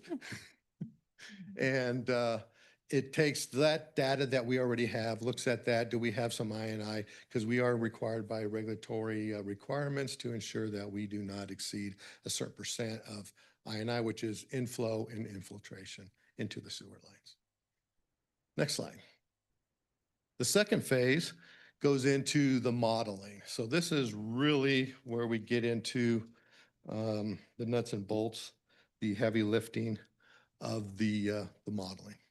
And this is where we'll start taking the population projection, land use forecasts, the historical water data, and the monitoring of dry weather, wet weather, what were the peaks, what were the lows, and we start putting into a hydraulic modeling software. And so this will give us the predictability and the repeatability. So we'll have that access because this will become owned and operated by the city and county Broomfield staff. And it's not going to be a priority engineering based one, but we'll be able to operate it. And then phase 3 of the project, we'll get into more of the planning and empowerment type of stuff. So we'll be able to do some risk assessments. What is the likelihood of failures and those type of things. We'll be able to help develop our capital improvement plans related to redevelopment and infill. And then Carollo will also train the city staff. We have two workshops scheduled, 6 hours each, to train us on how to use the modeling and be able to, they'll shift that over to the ownership of the city and county of Broomfield. Next slide. So why did we pick Carollo? Several reasons. One is they're extremely well qualified. They've been in the business since 1933. They do a lot of, that's all they do is water and wastewater work. They were through a competitive bidding process. They were awarded the wastewater master plan. They were also our design engineer on the water recovery facility. So they already have a majority of the information needed. And working with that one engineer helps unify how do we look at the collection system. Since they're designing the wastewater plant, they know the ins and outs of the wastewater plant, which is essentially where all the stuff from the collection line goes to. It makes it for a seamless continuation of the master planning projects. So both the wastewater master plan treatment itself, the wastewater collection system, which are the two pieces related to the wastewater collection system, the wastewater treatment system, would be a unifying planning and cohesive effort. And as I said earlier, they were the selected contractor or the selected engineer for the competitive bid process. Next slide. So our project timeline and milestones is we are anticipating 720 days or 24 months to complete it. The phase 1 typically takes about, will happen with the kickoff and through about the first 5 months. Phase 2 is about 6 months long to do the hydraulic modeling. And then the risk assessment is the following 6 months. And then the final delivery takes it out to the 24 months. Part of that is obviously the flow monitoring is based on weather conditions and climate, so we can't exactly predict when that might happen. If we were to start this last year, that wouldn't have happened last winter. So some of that wet weather flow would determine what happens. So that's the timeline. It does give us a little flexibility to have 2 winter and spring seasons to try to gather all that data. Next slide. So financial considerations, we have council approved in the 2026 budget, $900,000 for the master planning effort. The proposed consultant agreement with Carollo is for $821,500 with a contingency of $7,800 or $78,500. That contingency, what we anticipate possibility is maybe if we need additional flow monitoring, those type of things. We won't know that until we have the data for sure and the weather conditions. Next slide. So tonight, what we're asking is staff is recommending for approval of proposed resolution 2026-68 in the amount of $821,500 for a consultant agreement for engineering services with Carollo Engineering. And that ends our presentation. So see, I beat my time. You were great. Thank you so much. And I love the fancy slides because it makes sewer collection look so much more riveting. Yeah, we got to do something with sewer, right? Great job on that. Great presentation. All right, we'll proceed with public comments. If any residents are using the call-in service, press *9 because I'm sure there's a ton.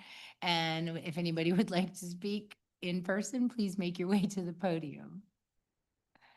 All right, we'll go to questions from council next. Any questions from my colleagues? Councilmember Ward. No, I was waiting for someone to go ahead of me, and I was just a little too quick for Mayor Pro Tem. Thank you, Mayor. I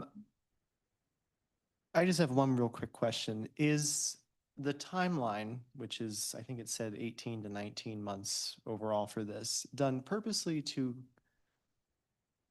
parallel the process we are taking for our comprehensive plan updates, so that way decisions that are made in that plan can be reflected and implemented into this plan? Heck, yes. Wonderful. I just wanted to make sure it wasn't coincidence. That's it? Oh, wow, okay. Mayor Pro Tem Lim. Oh, that was it.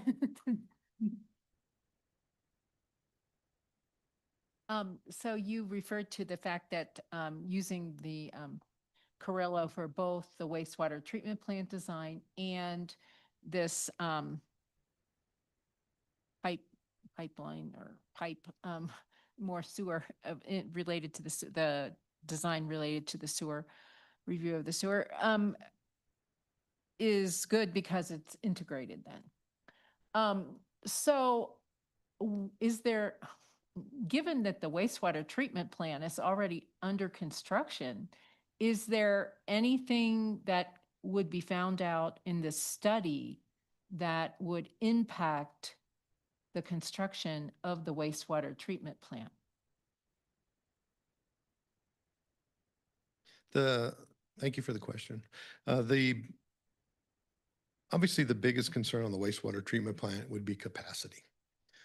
So one of the things we do on the capacity side on the wastewater treatment facility master plan and our design efforts is we look at both, because wastewater treatment permits are limited or regulated on both hydraulic, or the flow that comes in, and organic, which is the solids that come in. So you have limits for both. And the potential is, with water conservation, we're not seeing a huge impact on the hydraulic side of the capacity, but what we are really seeing is the organic side of things, because that continues to increase because you can't conserve that piece. And so that would be the impact, and where that impact would come from is rezoning and redevelopment. So say we take a Mid-Cities, for example.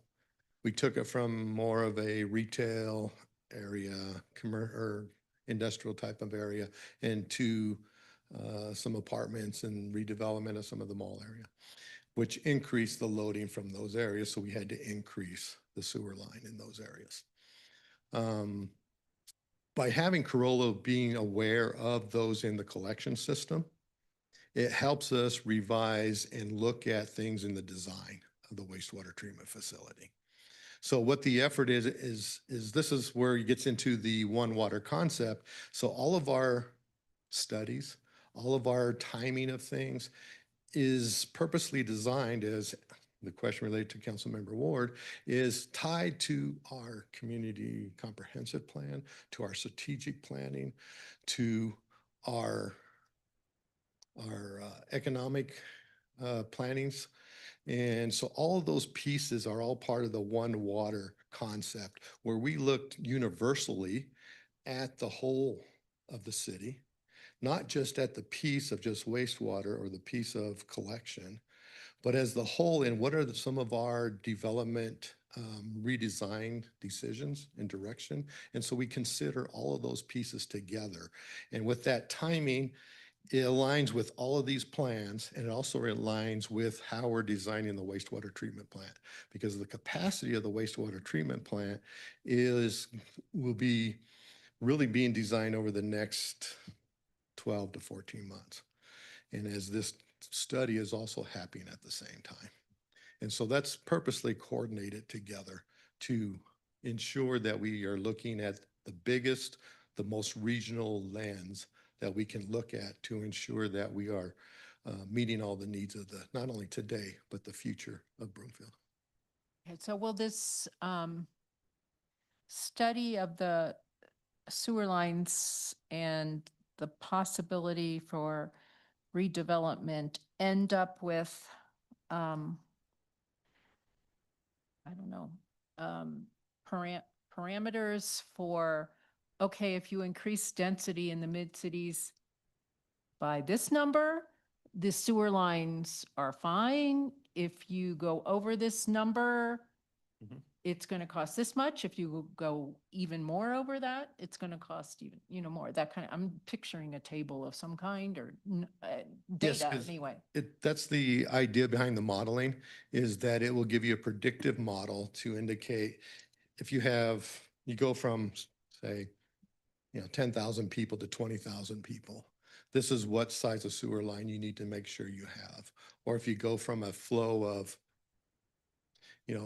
30 gallons per person in an apartment complex to a single family home where the flow is closer to 50 to 60 gallons per person based on the household size and those type of things. So it gives you that predictive modeling to determine what sizes they need to be, when do they need to be increased, at what level do they need to be increased, and those type of things. So will the predictive modeling be used at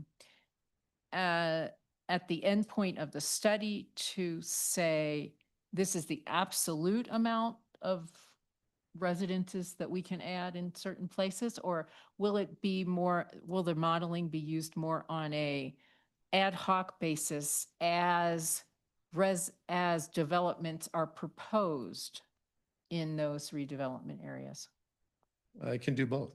It'll tell us what is our current capacity. So say we're at 30% of capacity. So it'll tell us, you're at 30% or you're at 70%. Or if you add this development, you'll be at 120%. So you'll need to increase the sewer lines. So it'll provide us with that information to give us both what the current state is and what is the predicted future state. Okay, and then I'm going to ask the question that none of us like to talk about. At what point will there be a point at the end of the study where we look at the sewer rates again? Will we have flow looking at the sewer rates in a new perspective because of the results of this study? Like all master planning, it will give us another tool to refine our rates. We want to make sure that we are providing the best value for our residents. And this model will give us the data-driven repeatability and gives us current state and future state to ensure that we are using the most updated and most accurate information for flow as staff presents stuff to flow, as we present stuff to council, that you can be assured that we are giving you the best and most transparent and most accurate information to determine what the appropriate rate should be. Mayor Pro Tem and Mr. Rudd, if I may add, part of building the model, to your point, Mayor Pro Tem, is oftentimes everyone agrees to the model, you just don't like what it yields. This is no different. So when we're evaluating the rate structure, from a comprehensive perspective, there's always a way, just like when we're ready to walk into the 2027 budget 2 months early. Part of those discussions are early enough to be able to say, if we don't want to increase rates to X, what does that mean for pushing out plans or expediting plans?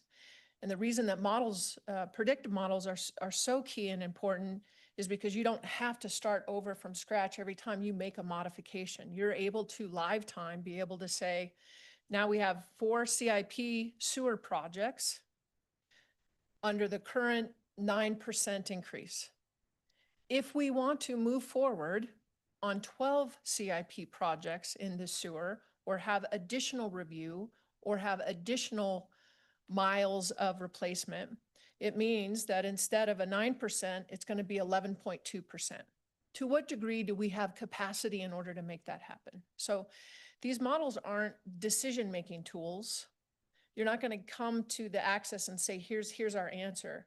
It's going to allow council to be able to have much more robust conversations about what is the priority, what does reallocation methodology look like, and to what degree, based on our consultants, for that replacement value.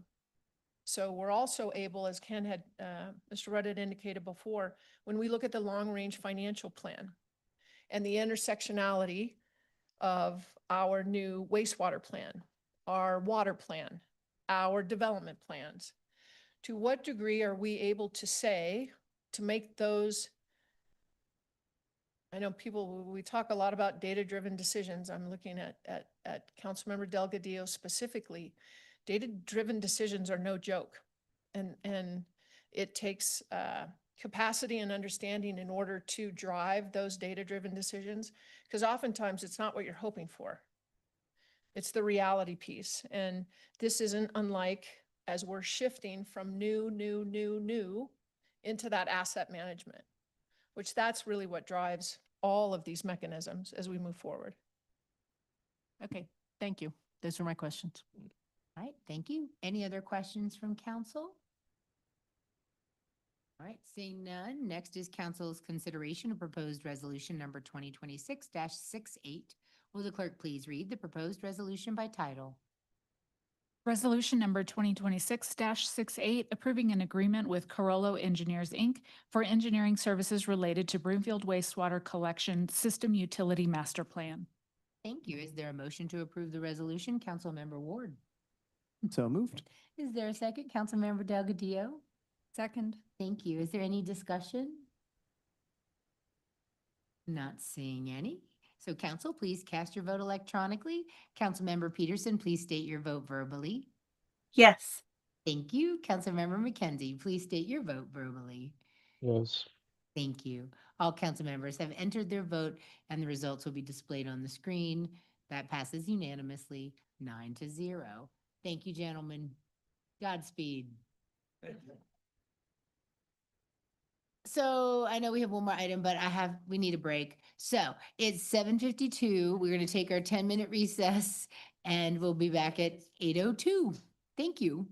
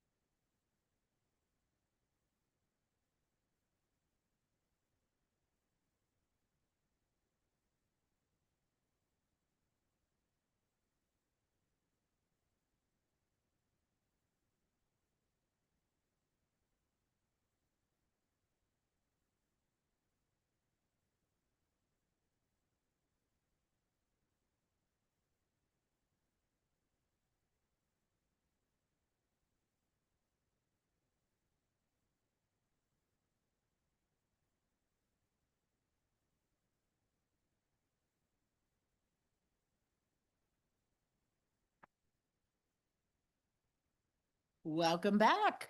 We're on our final agenda item tonight. It's council's consideration of a resolution approving an agreement. Nope, that's not, just did that. It said Carollo Engineers. Is it? I know, but it says our final item under action items is council's consideration of a resolution. It's the wrong, it's the same script as we had for water utilities. So it's not that, what's in my script. It is the Metropolitan District's Model Service Plan. It is Council Okay. Action 7E. Little boo-boo in the script, sorry. But so council has a copy of the agenda memorandum, which I'll ask our staff to summarize. Thank you very much. And Ms. Guzman, our administrative analyst, has been working through not only metropolitan districts, but also accompanying on the urban renewal authorities and BURA. We'll be bringing the urban renewal authorities information and recommendations in subsequent meetings. But this will be Ms. Guzman's first opportunity to provide us the information on metropolitan districts. Mr. Rutt and Mr. Romine are here as only support services because Ms. Guzman has it down. Please begin. All right. Good evening, Mayor, Mayor Pro Tem, council members. Maddie Guzman, Administrative Analyst in the City County Manager's Office. And like Manager Hoffman said, I will be presenting a model service plan for metropolitan districts tonight. Next slide, please. A model service plan would create a standardized agreements for all new metropolitan districts, as well as existing districts seeking substantial modification to their service plan. The desire for a model service plan came from a council request for more standardization amongst metro districts. Staff presented a general structure as well as a wide variety of options for provisions at a study session in 2025. Those provisions were then narrowed down to 7 key components based on council feedback, regional trends, as well as staff analysis of historical trends of metro districts in Broomfield. Next slide, please. Staff looked at 6 nearby municipalities and met with several of them who have recently enacted model service plans in their communities. This slide shows some examples of the trends in those regions, including finance-related trends, reporting trends, and board regulations, excuse me. Next slide, please. I'd like to give a quick refresher about metro districts. They are independent public organizations created to fund the development of public infrastructure. The districts are authorized to exist by Broomfield's Council's approval of their service plan. Once they're approved, they are managed by an independent elected board of directors. They then issue bonds to pay for infrastructure, which are later repaid by the benefactors of that public improvement, which would be the residents and commercial tenants of the development, through mill levies issued through their property tax. Next slide, please. Before a service plan is presented to council for approval, staff will review and negotiate the service plan on a case-by-case, one-off basis at this time. These plans typically include things like the reason for the creation of the district, a map of the district, the improvements to be completed, and the associated cost. Council has approved 48 districts and 1 sub-district in the past 30 years, and currently 41 of those are active. Their mill rates range anywhere from 8 to 85 mills. A service plan includes max mill levies at the time of debt issuance. However, these can be increased by the voters or by specific state statute allowance. Once established, the district will come back to the city and county staff to review their financing plans. Staff will write a letter of acknowledgement stating the financing plan has been reviewed and that the district is in compliance with their service plan or not, to be included for when the district goes to the bond market. Next slide, please. This is a map of the metro districts in Broomfield. The colorful areas show where there's a currently active metro district. So some of the gray areas may have ones that are still sitting inactive, like up in Baseline. As you can see, they are across the whole city and county, though they are concentrated in the northeast and the southwest areas. Next slide. Staff received concerns about metro districts expressed from residents directly as well as indirectly through council. These include transparency concerns, debt risk concerns, as well as just a general lack of understanding about metro districts, their operations, and their long-term complex financial obligations. Next slide, please. The model service plan includes provisions around communication and financial obligations with the goal to create standardization and clear expectations of the metro districts. It also may reduce staff time in plan reviews since there would be a model template. But ultimately, the goal is to facilitate sustainable development while protecting future taxpayers. Next slide, please. I will now go into our 7 key components of the model service plan. So the first provision concerns board recruitment to ensure taxpayers are aware of their opportunities to serve on the board. The 3-year timeline aligns with typical construction timelines that would allow the developer to develop the area and attract tenants before this guideline applies. It's important to recognize that metro districts are made up of different kinds of development, and they also have differing demographics. So a proof of extensive recruitment efforts by the developer would be sufficient to be in compliance with this provision if they don't have interest from taxpayers to be on the board. Next slide, please. Provision 2 covers communication and accessibility to the elected board, requiring that any public notice required by the Colorado Sunshine Act be posted in various locations, including online. Furthermore, mailed notices are required by the corresponding deadlines for each of the major events listed under Bullet B on this slide. Finally, to ensure public accessibility, board meetings must take place within Broomfield and no more than 2 miles from any boundary of the district. Next slide, please. Provision 3 expands on current reporting requirements, specifically requiring status reports on a 5-year horizon and how the current and recent development and financing fit into the overall timeline of the project. Provision 4 is where we transition into financing related requirements and states that at the time the district comes to the city for sign off on their debt issuance, the developer must provide an itemized list of expenditures produced by an independent contractor or engineer to ensure an unbiased, accurate initial estimate of total costs for the project. Next slide, please. Provision 5 covers debt maturity and outlines that all debt issued by the district must have a maturity date no later than 40 years from the date of issuance of the initial debt. It also includes guidelines which outline when debt can be refunded or refinanced. These guidelines exist to ensure that the refunding of the debt benefits the taxpayers. Next slide, please. Provision 6 outlines requirements for the repayment schedule of debt issued by the district to ensure excess interest doesn't accrue due to lack of payment. The payment schedule will need to be included in the initial bond issuance, which will ensure compliance. The final provision, number 7, includes guidelines to create oversight on developer advances.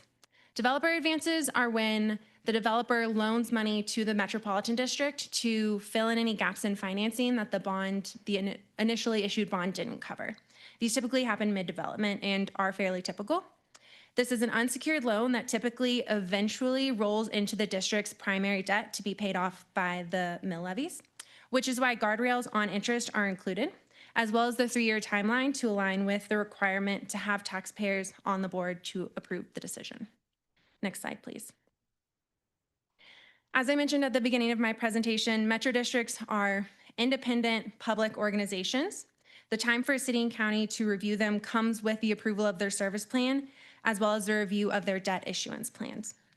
This aligns with several of the provisions. Otherwise, if a district is out of compliance with their service plan, it opens them up to litigation from their constituents. Because of these factors, we believe that staff time does not need to be increased to include active monitoring, which aligns with what we heard from our neighbors when we discussed those who have recently put into effect model service plans. Next slide, please. So if council desires to adopt the model service plan, the appropriate motion is to approve the resolution. We did receive a couple questions from council members ahead of this presentation, and so we'd like to just go ahead and take a moment to address some of them. I'll address a couple, and then Carl and Jeff will get into some of the nitty-gritty. And so first, we had a question about the type of material modification that would require a district to come in and revise their service plan. This would be anything that affects their financing plan. So an increase in their allowable mill levy, their increase in their authorized debt levels, as well as if they're changing any services they're providing, functions they're serving, or infrastructure improvements that they're making, either making additional ones or taking away some. We were also asked about the standard size for the Metro District Board. This is set at 5 per state statute. And the last one I will discuss is procurement standards for metropolitan districts. Again, these are public independent organizations, and so they are already have requirements in place by that state statute. And so this is not something that necessarily Broomfield would be able to put in place anything further. Their board of directors could choose to put in a higher requirements, just like council could put in higher requirements for Broomfield for procurement, but not necessarily something we would be able to do. At this time, I'll turn it over to Carl, and he's going to talk about noncompliance and enforcement. And Mayor, as Mr. Front is making his way, it's important to set the stage that Broomfield, along with many other communities, but obviously we're most familiar with Broomfield, was built on metro districts. So metro districts used to be 2 decades ago, something that was incrementally used in partnership with a municipality after they did deep due diligence to be able to determine who should pay for what on the infrastructure piece, which meant if we were the municipality, being Broomfield, had acknowledged, planned, and developed a certain set of infrastructure, and then the metro district came and either supplemented or had a separate piece of that overall pie. As time went on, it became a reliance from the city and county of Broomfield to completely be able to defer infrastructure development and have it be, that's where the adage, this council and I have talked about this over the last 5 years, the adage of development pays its own way. Development doesn't pay its own way. It's never paid its own way. It won't ever pay its own way. I'm not saying that it should. I'm just saying it's a misnomer to have a framework that it pays its own way. So the reliance became, instead of 50-50, instead of a healthy 70-30, it became a 90-10. And the issue with that is what we've been finding over the last 4 years when we look at these business development agreements, when the maintenance then shifts to Broomfield, there wasn't a plan in place to be able to say, at this time, under these circumstances, here's what it looks like in order for us to then begin taking the maintenance. So the emphasis and the understanding, much like everything else, right? Now that we're going into the ERP system, many of these other systems had to be cleaned up. Metro districts is one of them. I also want to say that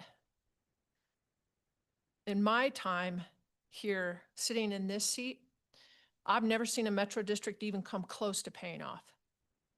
That's also a misnomer, that metro districts essentially had a time frame that was built on, once we develop the infrastructure and we have a maintenance schedule in place, that those residents that live within that boundary can rest assured that now that the infrastructure has been built and established, that you're not going to be paying that metro district mill levy.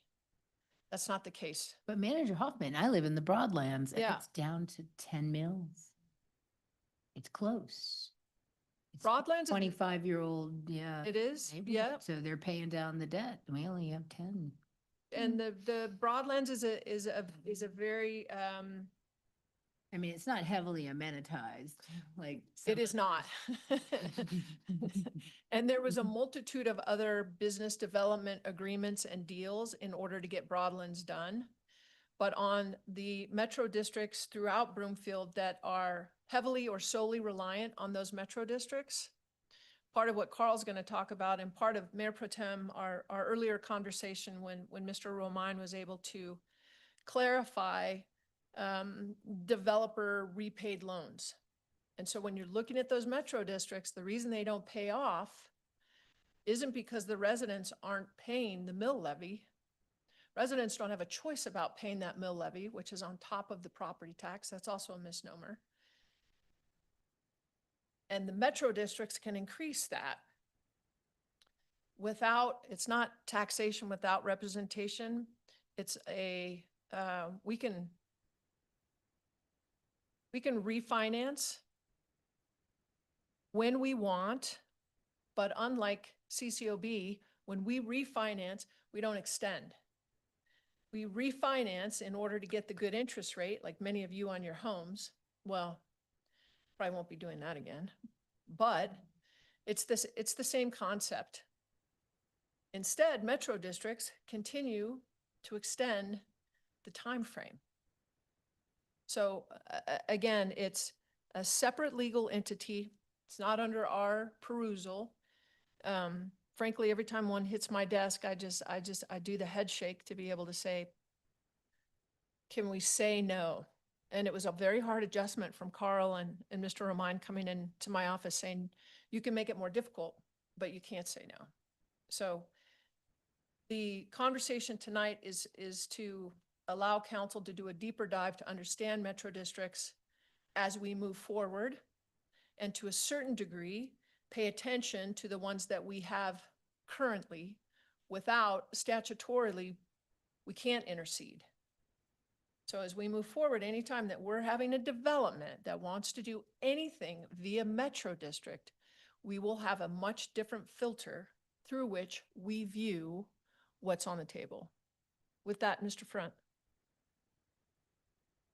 Thank you, Manager Hoffman.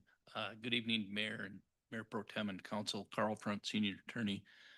So the question that I have has to deal with non-compliance and when the Metro District is out of compliance with the service plan, on what the remedies there might look like. There's primarily two remedies available. One is that in order for the Metro District to move forward with a future issuance of debt or a refunding or refinancing of their debt, they have to submit to the city a debt financing plan. And that gives opportunity for the city manager and the city attorney to take a look at that debt issuance and the service plan and see if they are in compliance and whether or not the city is willing to sign off on that debt issuance. So that's one check and balance that's available.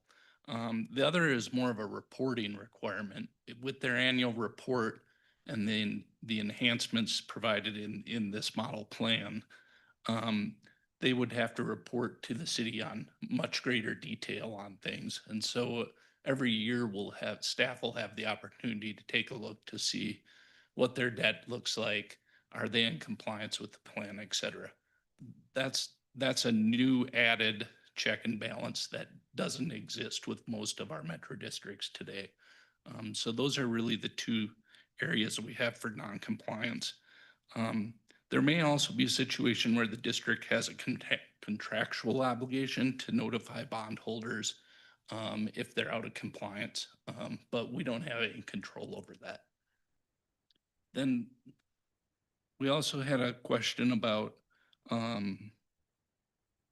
has staff considered additional enforcement tools that would create meaningful incentives for compliance?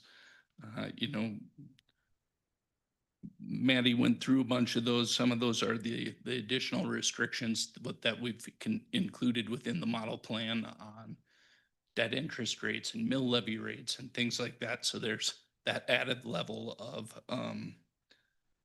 of review of any debt and of what the district's intentions are. And then whether considered withholding approval of service plan amendments, council always has the ability on a service plan amendment to approve it or not approve it. The district has to come forward if it's a triggering event for an amendment. And then the other two were mandatory independent audits. They're required to do that under state statute already, and other statutory remedies that are already there. Next question would be for Mr. Romine. Mayor Pro Tem, and council members. So my question that I'm going to be addressing is a little bit more digging a little bit deeper on the developer advances, just so you understand that. So you'll note it in the proposal that we have, which was the 7th item, was around how those roll in. So as Ms. Guzman already pointed out, they roll in a couple of different ways. And so first off is A developer advance is when there's a service plan, they're supposed to be building certain things. For example, let's say a park. But for whatever reason, they don't, either the cost levels have risen higher or there's not enough revenue to actually deliver that park, but it's still required. Sometimes what will happen is the developer of the project will advance funds to the Metro District in order to complete that requirement. So it's falling within the service plan, but they don't have enough adequate access. So one of the things you noted what we're proposing is that these financing plans, when they come forward, the servicing plans, when they come forward, has to have an independent engineering estimate of costs. So that's one of the checks that we put in play. We're proposing we put in place. The second then is how when those unanticipated costs rise, they're generally going to be a year or so after the financing has been issued. So the revenue is already coming in to pay for those improvements. They're having to do it, and now they find out that the construction costs changed. So a developer would then advance the money over to the Metro District through a separate contract, and they would make that agreement. So let's say it's for $1 million, just for simplicity's sake. The developer does that. If you recall, the taxpayers who the board members are, because they're all taxpayers, they have to be, but they're the initial development team, the additional owners. So you really have a characteristic where you have the developer advancing being made to the Metro District, and the terms of that are within those two parties. We are not witness to those terms. We cannot define those terms other than what we have identified as potential changes, and you'll see those in these improvements. The end result is this is an unsecured debt, as Maddie pointed out. So when there's a refunding, or that's the technical term, it's actually refinancing for most humans. When they refinance the bonds at some future point, that's when that developer advance oftentimes gets rolled into the next bond issuance, which makes it a secure debt. So it becomes, instead of an insecure debt or a subordinated debt and insecure, it becomes part of the primary debt. So all we're suggesting is when that happens, because of that initial developer advance is probably done without the future taxpayers, what we refer to, if you looked at the model ordinance, as end users. As those end users are now on the board, we think that's the appropriate time for that decision to be made of how it rolls in. So that's the reason for the 3 years, because if you think about, as Maddie already pointed out, oftentimes the debt is issued in order to make the physical improvements, as the manager Hoffman pointed out, whether it be a park or a road or whatever, those additional enhancements, they occur. Then the tenants, the end users, probably aren't going to show up for 2 to 3 years. So you can't even get them onto the board until they show up. So that's the timing. We've thought it through to try to make sure we're not burdening, and we're allowing for the decisions to be made appropriately as we've seen them and experienced them by watching. As Manager Hoffman, we've seen a number of these come through. And so we're trying to recognize that situation and bring it forward in a positive manner for both the developer and for the Metro District and for the end users. I know that's a little bit long of an answer, but it gives you a sense of how that fits together within the more structured financing side. So at that, I believe the three of us have answered the various questions that were submitted ahead of time. So Mayor, I think this concludes our presentation. Well, thank you, all three of you, for your work on this. It's a long time coming. I'm glad we're moving forward. We'll proceed with public comments first, if anyone would like to speak on this item.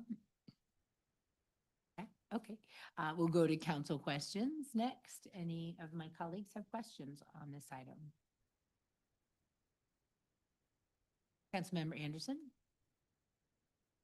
Thank you. I do have one question, and this is like understanding that there's a huge benefit, like a tax favorable piece here to put this model code in place. Is there, in putting this, in requiring them to follow our guidelines, is there any anticipation that this could substantially cause a Metro District a considerable amount of money that they would, other than favorable interest back to themselves or something? Would this actually cost them additional money, or do we foresee this as being a relatively light lift? Like, it's stuff they're already going to have to do just within these guardrails. Yeah, thank you for the question. Many of the requirements are just expanding on existing requirements like reporting, public noticing. Those things shouldn't cost a substantial amount of money. Honestly, the main thing that we could see costing more money is mailing notices out across all of those various deadlines. But that should not be a substantial amount of money when you consider the amount of money overall that they're pouring into the project. And so we don't foresee a substantial amount of cost to them. Okay, thank you. And I will note, and you're already aware of this, it's like, it's a hard position to fill because not everybody's like super excited to get on the Metro District Board. So hopefully hopefully those notices that go out will prompt people to actually join. So thank you so much. Councilmember Delgadillo. Thank you, Mayor, and thank you for the presentation on this. It's very exciting. I wanted to bring up something that was in the memo. I think two things in the memo, and I want to double check to see if they connect. The memo indicated that recruitment efforts must be documented if the Metro District fails to recruit a sufficient number of taxpayer board members. How will we evaluate whether those documented efforts are sufficient? I just want to emphasize that because it said you must document your efforts. It also said in a separate section, the taxpayers need to be informed 30 days in advance. Is it just meeting that requirement? Is there anything else? What is sufficient? Who determines what is sufficient? Is that staff? A little bit more detail there. Thank you for that question. So another thing I mentioned in the presentation is that different metro districts do have different demographics. For example, 800 Hoyt is one building, one business, whereas there are other districts that have houses and residential and even mixed use. And so there is room for interpretation in that provision for that reason. However, staff are requiring that there be multiple kinds of efforts to reach those constituents. So whether that be digitally versus posted in a public location versus circulated in a public, like a newspaper, like Broomfield Enterprise. As long as there's variety, that is something that staff would assess on a case by case. Okay, that's great. And that makes sense given the variety of things. And it's very good to hear that you're thinking about multiple touch points, not just that 30-day in advance. So that's wonderful to hear. And then this one, this is a kind of more nebulous question, so bear with me on this one. The initial question I had was, how does staff currently learn about the existence in terms of developer advances before debt issuance plan is submitted? And I'm thinking about that because to use some Gen Z parlance, are they cooked if they just invest too much in the infrastructure and then can't advance enough? You guys need to stop laughing at me from the dais. Right. I'm wondering if a developer could find themselves in an odd situation where because of these new terms, and arguably this is not our problem, it would be their problem, but would they be in a situation where they have things don't pencil out and they've already locked themselves in? So if you could go through that with me a little bit, I hope that was a somewhat well-defined question. Yes, thank you. And I may refer to Mr. Romine and Mr. Front to expand on this. We are typically made aware of the developer advance when it is time to refund or refinance the bond, which would be when they would roll that developer advance into the secured primary debt for the district. And so that would be the point that we would kind of make that check off that they've met that provision. And so I guess to that effect, they could find themselves in a situation ahead of time. But yeah, would you like to expand on that? Thanks. Yeah. So Mayor and council members, so what Maddie's saying is absolutely true, but there's actually some touch points earlier, not necessarily specifically with us. We would see it in the refinancing. We can also see it in the audits. So there is an independent audit that's required under state statute. So it could be there and we'd be able to perceive that there as well as what we're requiring for additional information. Further, and this is probably the most proactive approach, is all of those notification items that Maddie pointed out. One of them is, of course, the board meetings. And at that board meeting, that's where that agreement would be approved. And so by making that notification and making those meetings happen within the immediate area rather than somewhere else in the metropolitan area, but convenient for residents, We hope that then the residents, i.e. the taxpayers, the end users, I shouldn't just use residents, but businesses also, the end users would see this and say, I want to go find out about that agreement. Much like you have that oversight coming from various citizen groups here with council, the same would be true for the particular taxpayers within that metro district. So I think we're trying to do that. And then finally, I would just say the fourth part is some of those limitations we put in place to say the interest rate can only be this much, and those types of things. So we think that by doing that, it's very difficult for us we are not the overseer of these things, so we're trying to figure out ways that encourage that transparency and then that communication as best we can.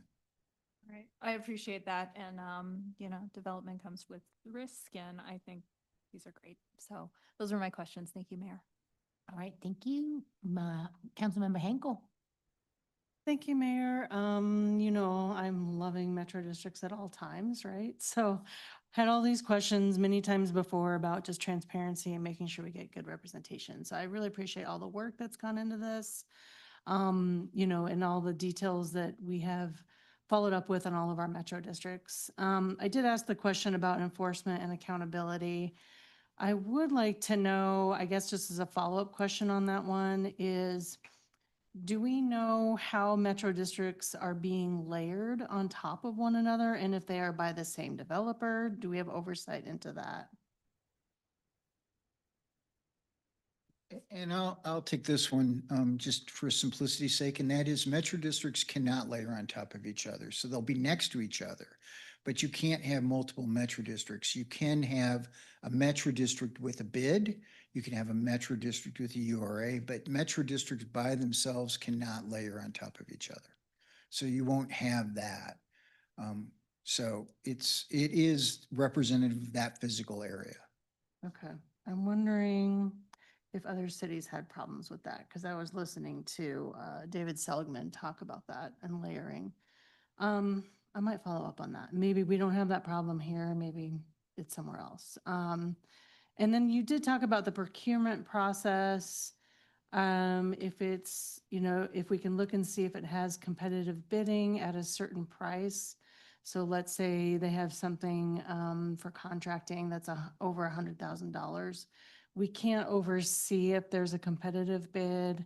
The reason why I asked this problem is that we have that issue in our mobile homes, for instance. Like sometimes they'll only let a certain company sell to the mobile homes and use the skirting, and it's very top-down model, and they're kind of telling them who they can buy their skirting through. So I'm just curious if we have any sort of procurement competitive bidding process, or it sounded like we can't look at, oversee that, so. Yep, thank you for that question. So like you said, it's not something necessarily that we can dictate further or oversee, but as a public organization, which Metro District is, it's quasi-municipal, so it's really similar to like a school district, fire district, another local organization. They are already regulated by state statute that states they have to have a competitive bid process, similar to what we have. And like I said, their board of directors could increase that procurement regulations to make it more strict. So if there were residents or commercial tenants within that metro district that got on the board, they could then use their position as a director to increase those regulations. But right now they do come from the state regulations of local governing. So what's the state regulation on that? Do they have like a specific amount? Do we know? And I don't have to have that answered tonight. I was just curious. I would have to look into that. I don't know off the top of my head what their requirements are. And I may actually even have to talk to one of the Metro District attorneys about that. Okay. All right. Those are the only questions I have at this time. Thank you. All right, thank you, Mayor Pro Tem Lim. Thank you for the answers to my specific questions. I did have a more general question. So are we introducing the model service plan for the purpose of streamlining? Are we introducing it because of specific problems that we've seen in Broomfield? Or are we introducing it because of specific problems we have seen elsewhere in Colorado, and we want to make sure they don't happen here in Broomfield. Thank you for your question. My short answer is yes. And so this, like I said, this did come from a council request after council members as well as staff were receiving really mostly just questions about metro districts. There does seem to be a general lack of understanding. And so that is where the communication and the accessibility pieces came from. In 2025, when Mr. Romine brought forward a wide variety of provisions, they were narrowed down based on what we heard from council that night, as well as what we have heard from council over the years. Additionally, we did speak to other municipalities about their model service plans and what is working for them and why they chose to do that, and so that we could understand their reasoning and see if it was something that we felt would apply to Broomfield. And finally, Mr. Romine and Mr. Front have had a lot of time with the metro districts in Broomfield, and so they have a lot of experience and a lot of knowledge of the history of metro districts here. And so there was some additional staff analysis of the practices in Broomfield and how we could rectify or best, I'm sorry, I'm searching for the words, best layouts and regulations that would not negatively impact the metro districts in Broomfield, but would address the problems that they've seen. So there was a brief reference, and I think in the memo to this, but how do you see staff's time spent in reviewing the Metro District service plans changing? Is this going to make things quicker, or do you already sort of review the Metro service plans for these kind of broad parameters, but you just never had it in writing before? Thank you for that question. We do see that having a model service plan as reducing burden on staff. I think the majority of the work has been done leading up to tonight to get that model service plan template in place. And if it were to be passed when a metro district comes to staff to want to establish, it would be more of a plug and play. And now we have a set template. We have those set regulations in place. And so there is some room still for negotiation and customization, but widely it is already set. So it should reduce the time that staff need to spend negotiating and working with that individual metro district.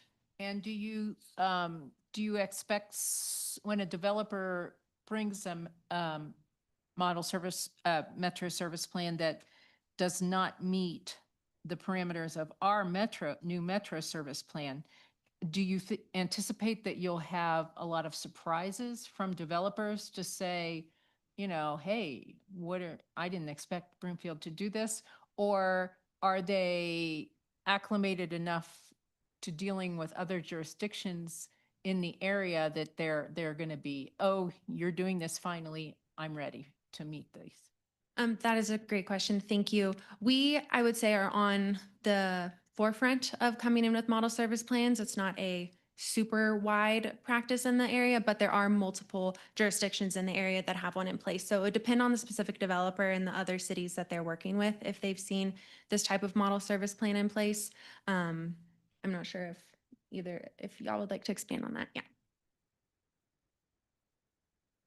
And the only thing I would add to Maddie's answer is that the reason why it's coming through as a resolution is it does allow us to some flexibility to have those conversations for unique circumstances. So what might be happening over with the development, we'll say over on the west side versus something where it's an infill development here, there may be some variation. And just like City Council, when you consider development projects, and through the plans, you're allowed to do variances. And so this council and the future councils will be approving those service plans. It allows staff to be very much lockstep with what you're interested in, but it'll be up to council if there is a variance, a change in the service plan, much like you do with a variance.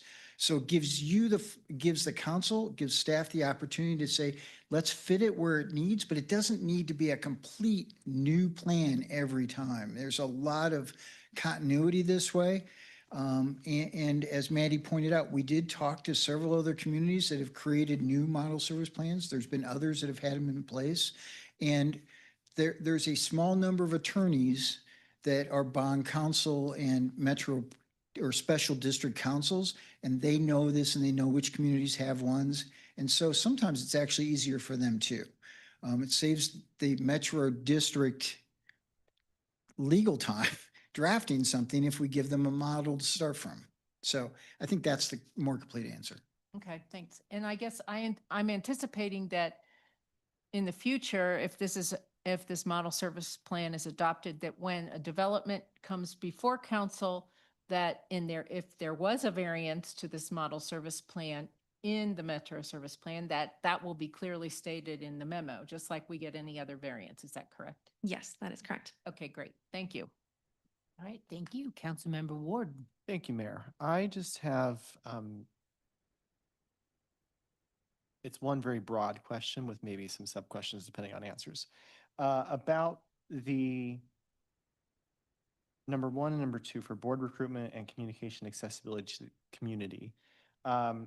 There are, at the very bottom of each of those bullet points, there is a sentence that says Metro districts will need to certify compliance, et cetera. Non-compliance may impact the Metro district's ability to issue debt. Now there's going to be 2 circumstances. You have the initiation of a new Metro district, for example, and you have existing Metro districts that might want to change their service plan to allow for additional issuance of debt or whatnot. Let's take the first instance, for example, of creation of a new one. Council has to approve it right off the bat, blah, blah, blah. Is the non-compliance may impact a Metro district's ability to issue debt that is going to be kind of after the fact, and that's something that staff is monitoring, correct? Yes. Okay. Is there, let's say there is a disagreement between the Metro district and staff and their interpretation of what is sufficient. How is that disagreement resolved? Is it do we have an appeal process set up? Is that going to come before council to be the final arbiter of that situation? Do we have a process set up for that? Or am I just making something up because I feel like making something up? I will let our senior attorney. Thank you for that question, Councilmember Ward. I think in response to that, what it really would come down to is that in order for the district to issue the debt, they need to file the financing plan with the city manager and city attorney. And at that time that we would do a review to see if they're in compliance. If they're out of compliance, we can let them know we object to the issuance of it, and under the service plan, they're then not able to issue that debt until we sign off on that. And so that's sort of the check there. They can't actually go to market and close on the debt without the city's signing off on it. Does that help answer your question? Yes. I mean, I think maybe there might be a circumstance where they disagree with your with staff's may be, but- determination, and I don't know if that's just they have to get over it. And There may be, and that could trigger conversations between the district and the city, but because of that requirement, they wouldn't be able to close their financing without the city signing off on it. okay. Now I'm going to move on to my second scenario where there is an existing Metro district. They want to come in and change their plan for increased issuance of debt, and let's just say they haven't been in compliance, and that's something that would get flagged for council, I'm assuming, and then we would be the kind of group that says because of your kind of history of not complying, or you're not currently complying, we're not going to approve this plan. So that one gets a little trickier because Okay. under the existing plans out there, many of them have the requirement for the city to sign off on any refinancing or future issuance of debt.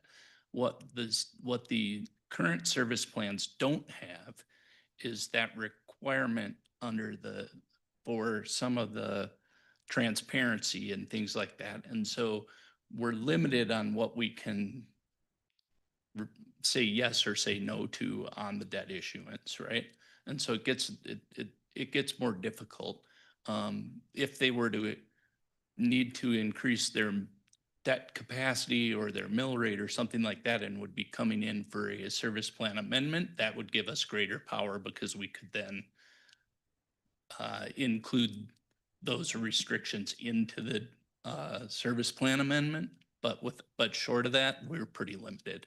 Okay, let me refine that scenario then. So let's say a new we have a metro district that falls under this new plan and they come in 15 years down the road, whatever. If there's like a history of non-compliance, et cetera, based on this plan, that is something a future council could use as a issuance of a denial, correct? Excuse me. I think they could look at the history of it, but what the real decision component would come from is the current financial plan that's been submitted. Okay. And if they're compliant at that time, then it's much harder to say no. Okay, thank you. Right, thank you. Councilmember Twist. Thank you, Mayor, and thank you for the presentation.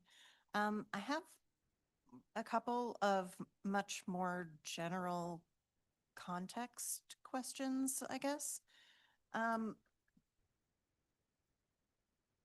Given our commitment to preserving open space, we don't have many areas left for new development that would require large infrastructure inputs. How many more new metro districts can we anticipate seeing in the future?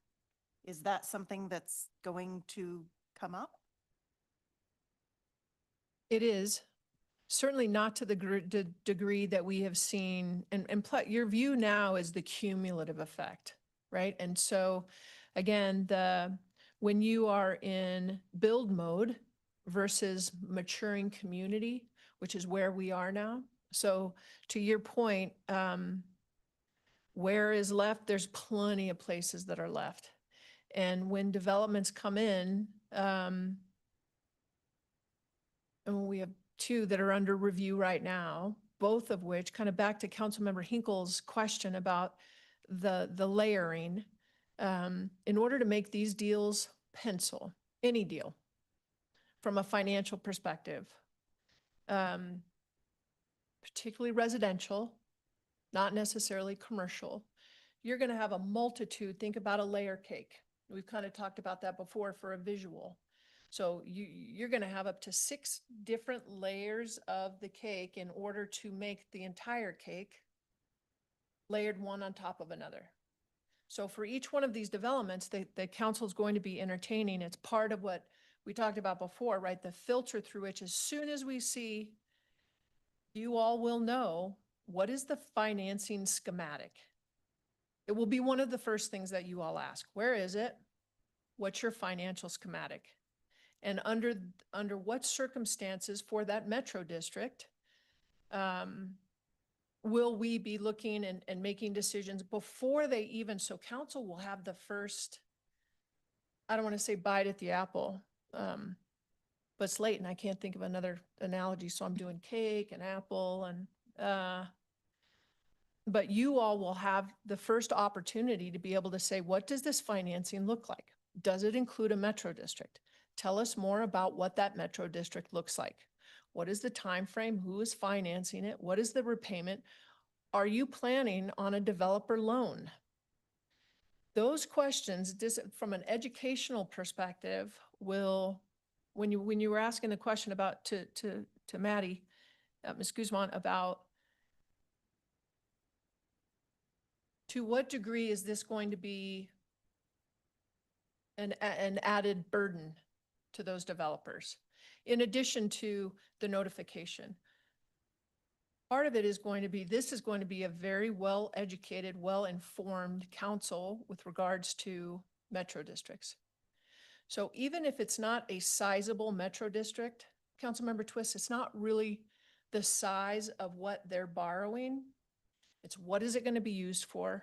What is the repayment? It's like those developers are coming in and essentially they're buying a house in Broomfield. And to a certain degree, we're the bank. So asking those questions up front, we'll continue to see development not at the same scale or force that we have, but it will continue to come. Okay, thank you. Are metro districts typically used for redevelopment projects or like infill? And is it typically like a new one established, or is it the old one getting revived? What does that typically look like? How often do they issue debt or request an increase in mill levy rates? So if I could, Mayor and council members, we've seen we've seen adjustments to the metro districts, but normally what you would expect with a redevelopment is a new metro district coming in. The other one is probably not there at all. So as an example, there might be things, that Broomfield Town Square, there was 2 metro districts as part of that development. There is I should say. There's also a bid and there's some other things, but there's 2 metro districts. When we've talked to some other developments around the city, in areas both new and infill, they have proposed that they'd be coming with the metro district. So we've had these conversations. I would point out, just to add to Manager Hoffman's, the biggest area that you oftentimes don't think about, but everything east of I-25, when you look at that map, I will bet dollars to donuts right now that there are going to be metro districts proposed to help with the infrastructure over there. And that would be a normal thing. So you will see them coming in for infill specifically. Maddie already mentioned 800 Hoyt, which is over just off Industrial Lane in that area. There's not a metro district there or in other areas, but that development occurred. And then you'll see it in new areas as well as, so infill, redevelopment, and new development. They'll all be coming, they will continue to come because it helps underlie, as Manager Hoffman, helps identify and fund part of the infrastructure that's going to bring that development forward that is paid for by the developer. But now in this case, it's paid for the metro district. So it's part of that layering cake that she talked about. There are multiple different levels of special districts. A metro district is an element of what is referred to in Colorado law as special districts. But it's one part. Just like, strangely, you don't think about it, but a school district is actually a special district in Colorado law. So those are the layering that you oftentimes see as these different things like URAs, bids, and metro districts. So I think that gives you the kind of fabric of everything. Okay, thank you. One kind of follow-up. I'm really curious about, you mentioned that these are emerging policies in the area. I'm curious about who else you're referencing in the slide of the emerging policies. Typically, when we look at things like this, we get like a nice little chart of the town and the ordinance number that links to that and what the requirement is for this and this and this, and if they include this or that or whatever. And I'm wondering if I'm assuming that you have done all of that work and have it. Could we get a cute little chart or something like that as a follow-up? Yes. With that information of who else in the area is doing this and what pieces they're doing. Is anyone doing all of the things discussed here, or is it bits and pieces put together? Sure, I absolutely can follow up with a visual. I can let you know right now that the 2 primary municipalities we talked to were Commerce City and Castle Rock, and the representative from Castle Rock, I believe, also put in a similar model service plan when he was at Aurora. So those were the primarily municipalities that we looked at. I think it's safe to say, it's okay to say, we are not copying the plan from anybody else. So there's nobody else that has exactly these provisions or even necessarily this number of provisions. And so we did really want to make it unique to Broomfield and to what would serve Broomfield the best.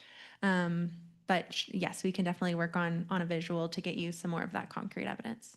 All right. Thank you very much. Appreciate it. Thank you. And Councilmember Brown. Thank you, and thank you, Ms. Guzman, for the excellent presentation. So I will start by saying I do not live in a metro district, and I've learned a lot about metro districts in my short time thus far on council. So I'm really glad that we are taking the time to deep dive into this and increase transparency for residents that live in these areas. I think it's safe to say that the average resident in Broomfield similarly doesn't understand metro districts and have a lot of knowledge in this area about, how they work. So Mayor Pro Tem Lim asked my question about kind of the historical drivers about this in Broomfield and what we've seen for non-compliance, but I want to dig into that vein just a little bit more. I've read about metro districts in Colorado that have had predatory practices and, that cause major issues for residents. So it sounds like we're trying to get ahead of those issues. I'm thinking, nothing like that has probably come up in Broomfield. I can imagine a scenario where we start doing, our model service plan and maybe somebody hits a trigger and they have to do it for the first time. And through that reporting process, suddenly the city and or the residents become aware of major issues. I could see that happening. I'm really curious if you can just speak specifically from a historical perspective, in the past up to today, how would a resident know if there were issues with their metro district?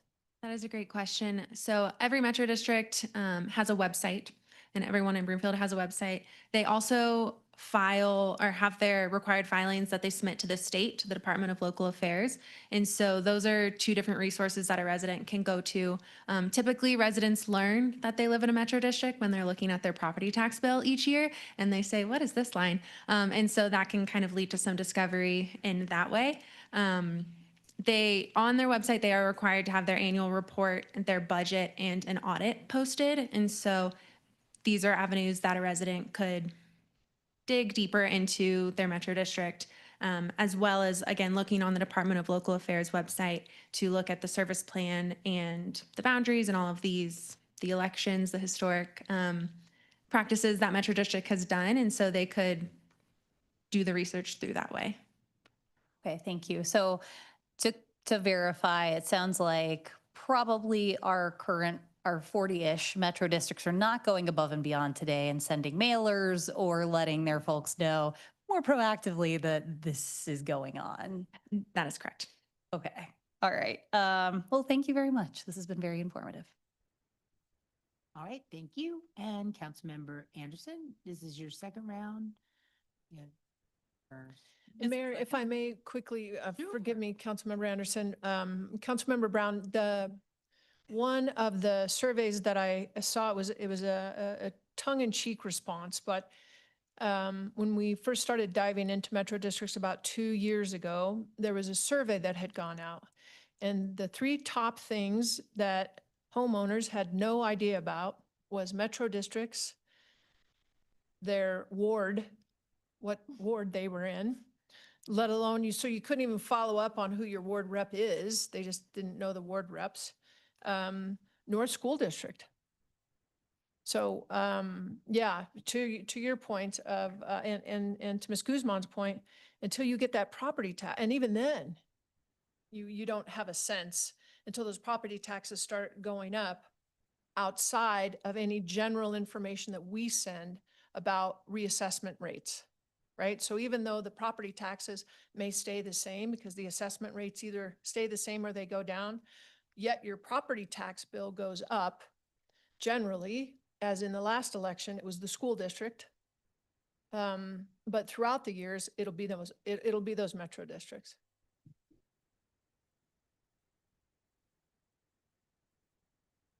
Is that all?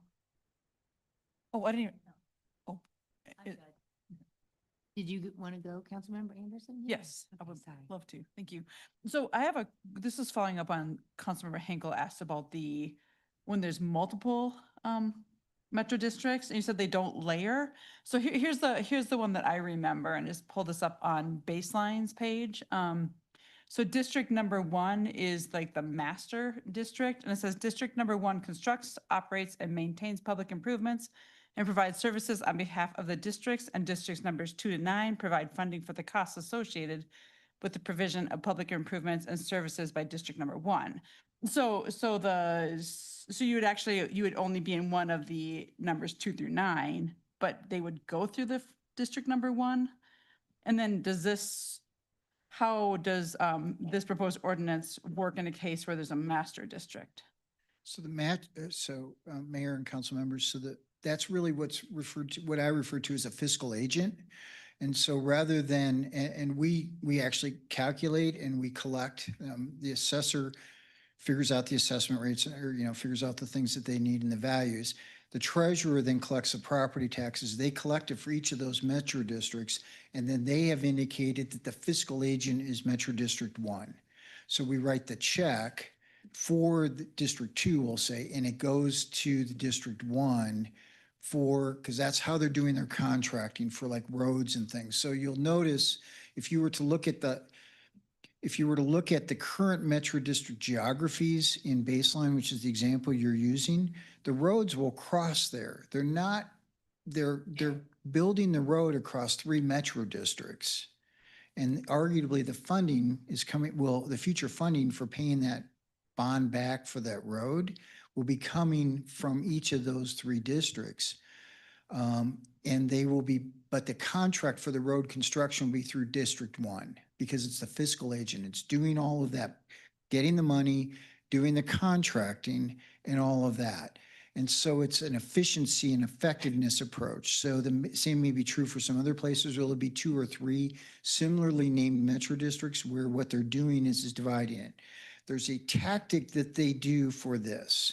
So, and I'm sorry, I live in incredible weird details all the time. So I apologize to council members if sometimes I'm going a little deep. Ms. Hoffman sometimes reminds me not to, but in this particular case, I have to. So one of the things that happens is you have to be consistent in your application of your mill levies. We are 28.968 all across the city and county of Broomfield. We don't get to say this part shall be 20 and this part shall be 30, nor do we get to say on commercial businesses, you'll be 20 and it'll be 30 on residential. We have to apply an even mill levy all the way across. That's required under Colorado law. So sometimes the way developers will do it is if they want to encourage commercial in a particular area, say in one part of Baseline, they will impose that metro district will have lower mills than what might be going on in a different metro district within Baseline. So one might be at 30 and one might be at 50. And by doing it as separable governmental agents, oftentimes with the exact same board members, they can, because they're the owners of this property, they can have different mill levies to apply to encourage the development of certain types of things. The fiscal agent then is contracting. So that's the reason why sometimes you will see multiple metro districts across a broad geography, but they will not be on this same piece of ground. Each piece of ground has to be one metro district. It can only be in one. Does that make sense? Yeah, so just to clarify, if I could be in Metro District 2 and one would just be the fiscal agent. So Yes. you'd only be in. Your property tax bill will say Metro District 2, that we will write the check because we've been directed to Metro District 1 because they're contracting for the roads and the other things. And that's within their legal rights. They can affiliate with whoever they want through that, but they can't do anything unique to that governmental unit, if that makes any sense. This is just weirdly fun and complicated. So under this code, if Baseline were to be going forward now, they would have 9. They do have 9. They have 9. They would have 9. They would have 9 following this model code, and that would work for them. They would have 9 areas. Each of them would have to do the various notifications and do all that, and they would. Okay, cool. I have one, okay, thanks. I have one other question.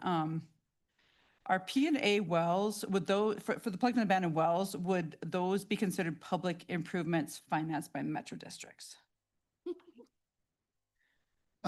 It depends. So this is always the unique thing about metro districts or special districts. What they say they're going to do, i.e. the service plan, defines what they can spend the money on. So if they say in their service plan, we are going to build roads and pools and plant trees and do other things like that, all of those become eligible expenses. There are some limitations to what become eligible expenses. I don't know specifically about plugging and abandoned wells, but they can affect the property. And so if that makes the improvement in the property, I would suggest to you, without going in to see if it's specifically excluded, or Carl, one of us reading the statute, it would be likely an improvement to the project, just like a road is, or some other things like when you're putting in pipes. So the example, using Baseline as an example, the Metro District is paying for some pipes, as in their service plans, whichever one it's in. We are paying for some pipes because we have a collector responsibility, as we do in Broomfield. And so in some cases, we have some cost sharing and things to make sure the pipes are appropriately sized, but we're not doing the localized pipes. That's not what Broomfield does, as an example. So that's where you see some things like that. But specifically what's in the service plan is what dictates it. And the service plan comes forward when you bring the Metro plan before council. So you'd be able to say, here's all the things they say they're going to do. Okay, thank you. All right, thank you. Any other questions from my colleagues? And online, okay, seeing none, then next is council's consideration of proposed resolution number 2026-89. Will the clerk please read the proposed resolution by title? Resolution number 2026-89, approving a model service plan for metropolitan districts. Thank you. Is there a motion to approve the resolution? Councilmember Henkel. So moved. Thank you. Is there a second? Councilmember Anderson. Second. Thank you. Is there any discussion? Seeing none, council, please cast your vote electronically. Councilmember Peterson, please state your vote verbally. Yes. Thank you. Councilmember McKenzie, please state your vote verbally. Yes. Thank you. All council members have entered their vote, and the results will be displayed on the screen. That passes unanimously. Great job. Thank you all so much for the conversation. Way to go, Maddie. All right, there are no mayor or council member requests for future action this evening. Is there any other business to come before the council from my colleagues or staff? Then there being no further business, the business meeting is adjourned. Good night.